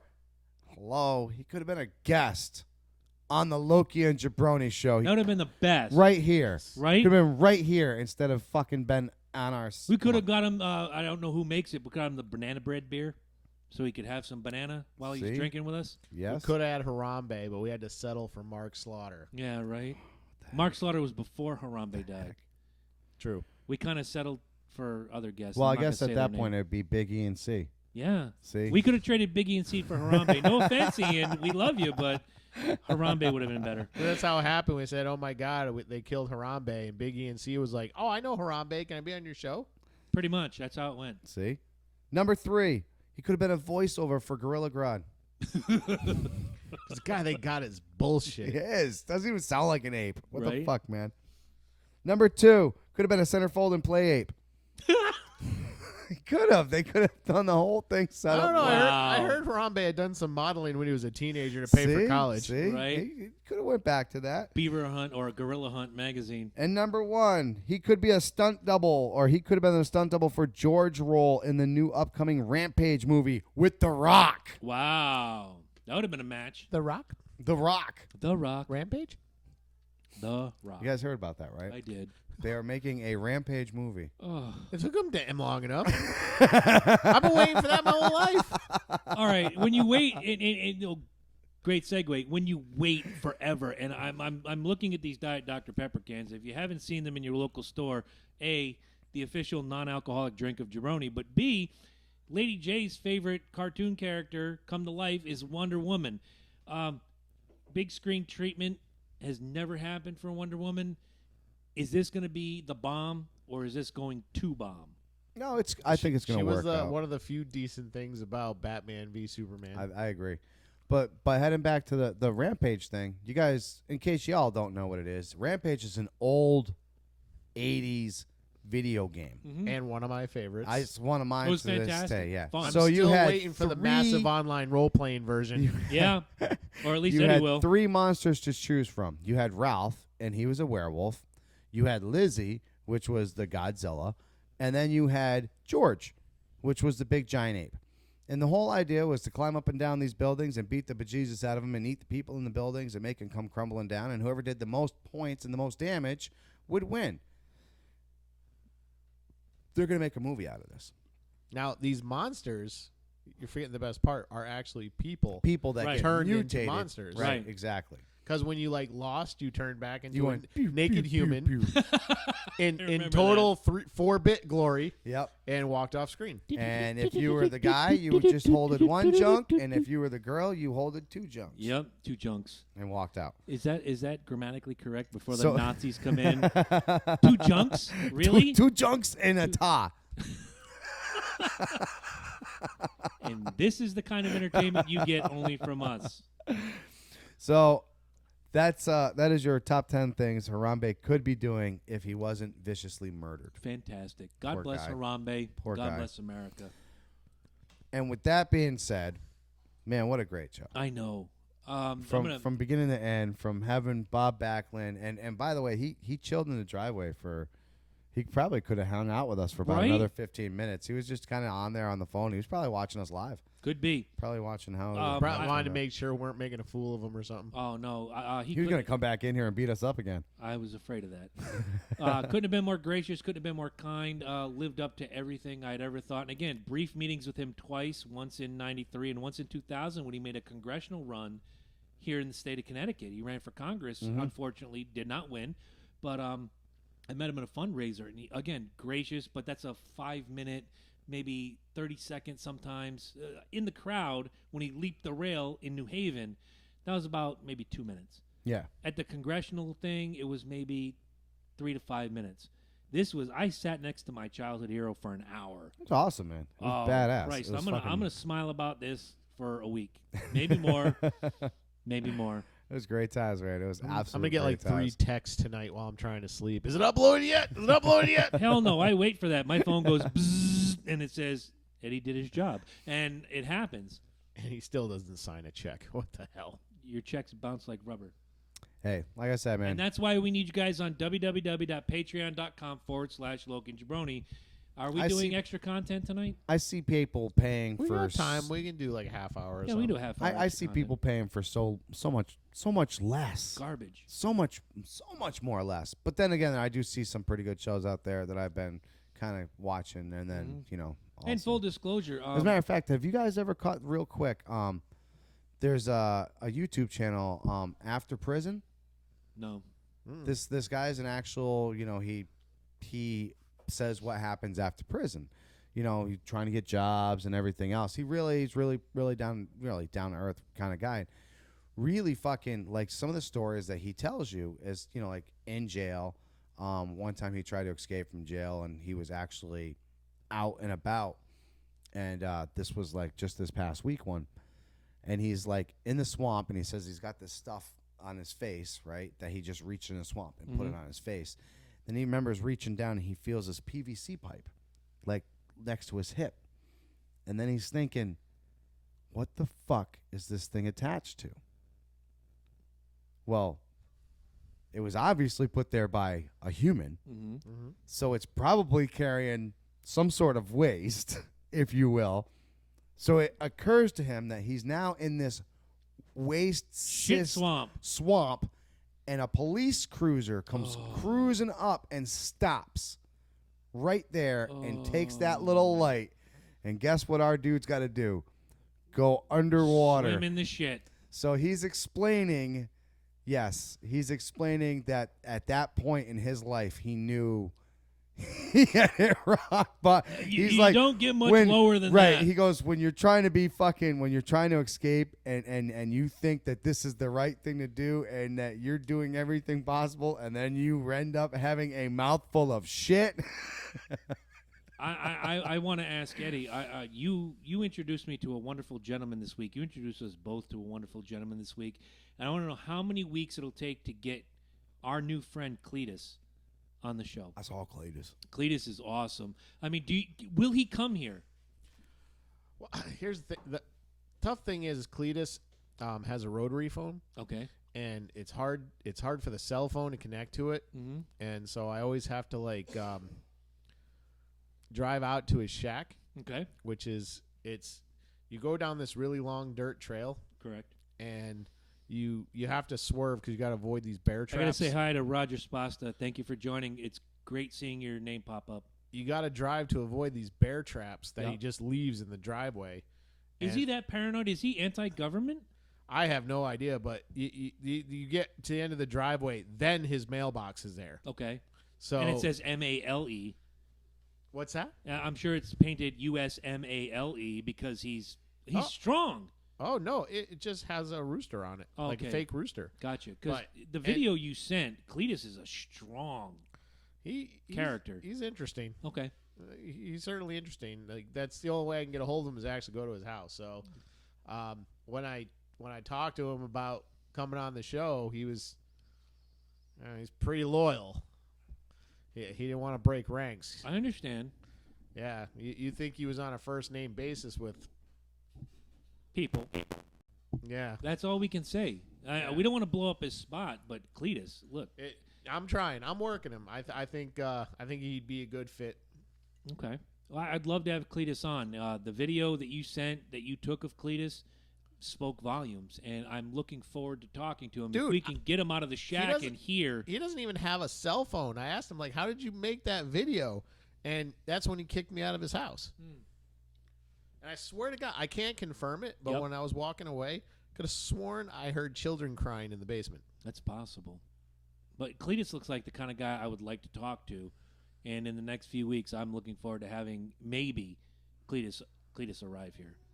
We'll see what we can do. I'm gonna try to get. I'm gonna do my best to get Cletus out here. Let me paint a picture for you guys. Cletus is if Dimebag Darrell, the guys from Duck Dynasty, and Santa Claus had a baby, it'd be Cletus. Now you can mix in some David Duke, You could mix in Conway Twitty. A lot of amalgamations that come together to make the person that you know, and we got the video of Cletus. He's amazing. Dude, all I got to tell you is he smashed his TV and his radio. He only listens to one show. Loki and Jabroni. No. Are you kidding me? What is he like?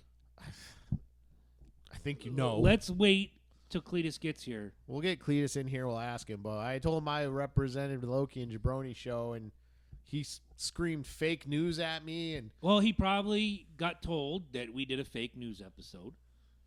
I'm sure someone in his family who dares to travel down the gravel road with the bear traps told him of or showed him on their phone that we did a fake news show. Look, I don't want Cletus to be scared, and if you guys want to show him this video, please feel free. Cletus, you're welcome here. I'm sure you have some great ideas. I'm sure you have wonderful things to say. I personally know we don't want to blow up anybody's spot, but we know what show you like. We want to talk to you about it. Look who's come back into the frame. Look at this guy. The quintessential muff stuffer. Stud muffin. Just a wrap up. Right. That's what I came back for. We thanked everybody. We said Sublime Inc., Sinners Inc., We said Big that. Inc., Viking Entertainment, all you Patreon donors who will see you guys soon. Don't forget, guys, affiliate links. We got them. Ed, run them out. Just go to LokiandJabroni.com. You'll see the button. Click it.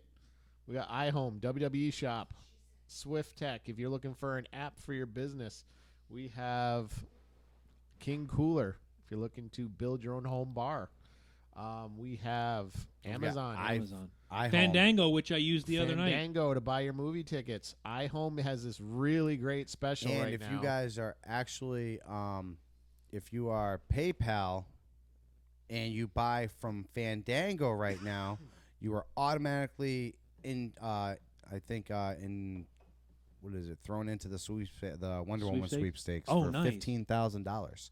Wow. So PayPal with Fandango, and then bang, you can win $15,000. And if you sign up for the WWE Network, you can see lots of these old matches that we've been talking about. Absolutely. They're all archived. And guys, don't forget, make sure you check out BobBacklundNow.com, and that's where you can find him there. And if you're not going to be able to make this this Saturday to see the live signing, you can go to that website, and just like through PayPal, all that information is right there. He will personalize it for you. I mean, heck, you can see there's the date on there, everything. I mean, that's Bob Backlund. Can you guys see that? I hope you can. Ed, can you see that? I can see that. All right. All right. That's fantastic. And I had a thought. Wanted to run it by you guys. Patreon. We already said we can do Patreon again. Okay. www.patreon.com. You want to see what goes on after hours? Donate $1 a week. Donate $1 a month. Donate $5 a week. Donate Invest in the $5 a show. week and find out what $1 a happens. week for the content. Find out what $1 a happens. week for $1 the an content? episode. Yeah, find out what happens. That's Stop giving away the shop, Jabroni. I'm trying not I've to. spoken to you about this before. I'm trying not to. Bob was gracious enough to sign one of these for us. We have an extra one here. We're going to come up with a contest before the Patreon feed, and one of you lucky listeners can go home with this second Bob Backlund poster once we come up with an idea, and we will roll that out next week. his personal favorite, too. Oh, yeah, absolutely. Absolutely. And maybe we'll get him to sign it on Saturday night so you have an autographed. Maybe we'll get a Bob Backlund. maybe we'll get a picture of him getting us both in the headlock and have him sign that. Oh, Jesus Christ. Wouldn't that be some shit right there? As if I don't have That enough. sounds like a long, drawn-out process. Oh, Quick, take this and go to Walmart. Get this printed. right, 8x10 or poster size. Here, look, Bob Backlund kicking the shit out of Loki and Jabroni. It can happen. I love it. All right, guys. So make sure you guys, if you're not already subscribed, please subscribe. That's first and foremost. Right. Share the show and please Share us. leave a review on iTunes. Share the hell out of us like it's your job. Leave that review like you love us, and drop a donation like we were Sally fucking Fields taking care of them Ethiopian kids. Right. More fun next week. It's been fun the last Sally 2 weeks. Struthers. I'm sorry. Sally Struthers was It the was, EPO. And Sally I'm sorry. Field was the Sally Fields is she's the flame. When she was of, diabetes, or no, that was Mary Tyler Moore. God rest Yeah. her soul. No, she was just like Sally Field is she was like the bandit right along. Burt Reynolds' side Yeah. bitch. Yeah, I'm but saying. she did Burt Reynolds right along. She did TV things like no, that. she was just Burt Reynolds right along. She did Fuck the it then. Yeah, she was the flying nun. She was but- Gidget. She was Gidget too, but she was pretty much Burt Reynolds right along. Get ready for the extra check, guys. We'll see you next week. Peter Parker's aunt for 2 movies. That's true. Steel Magnolias.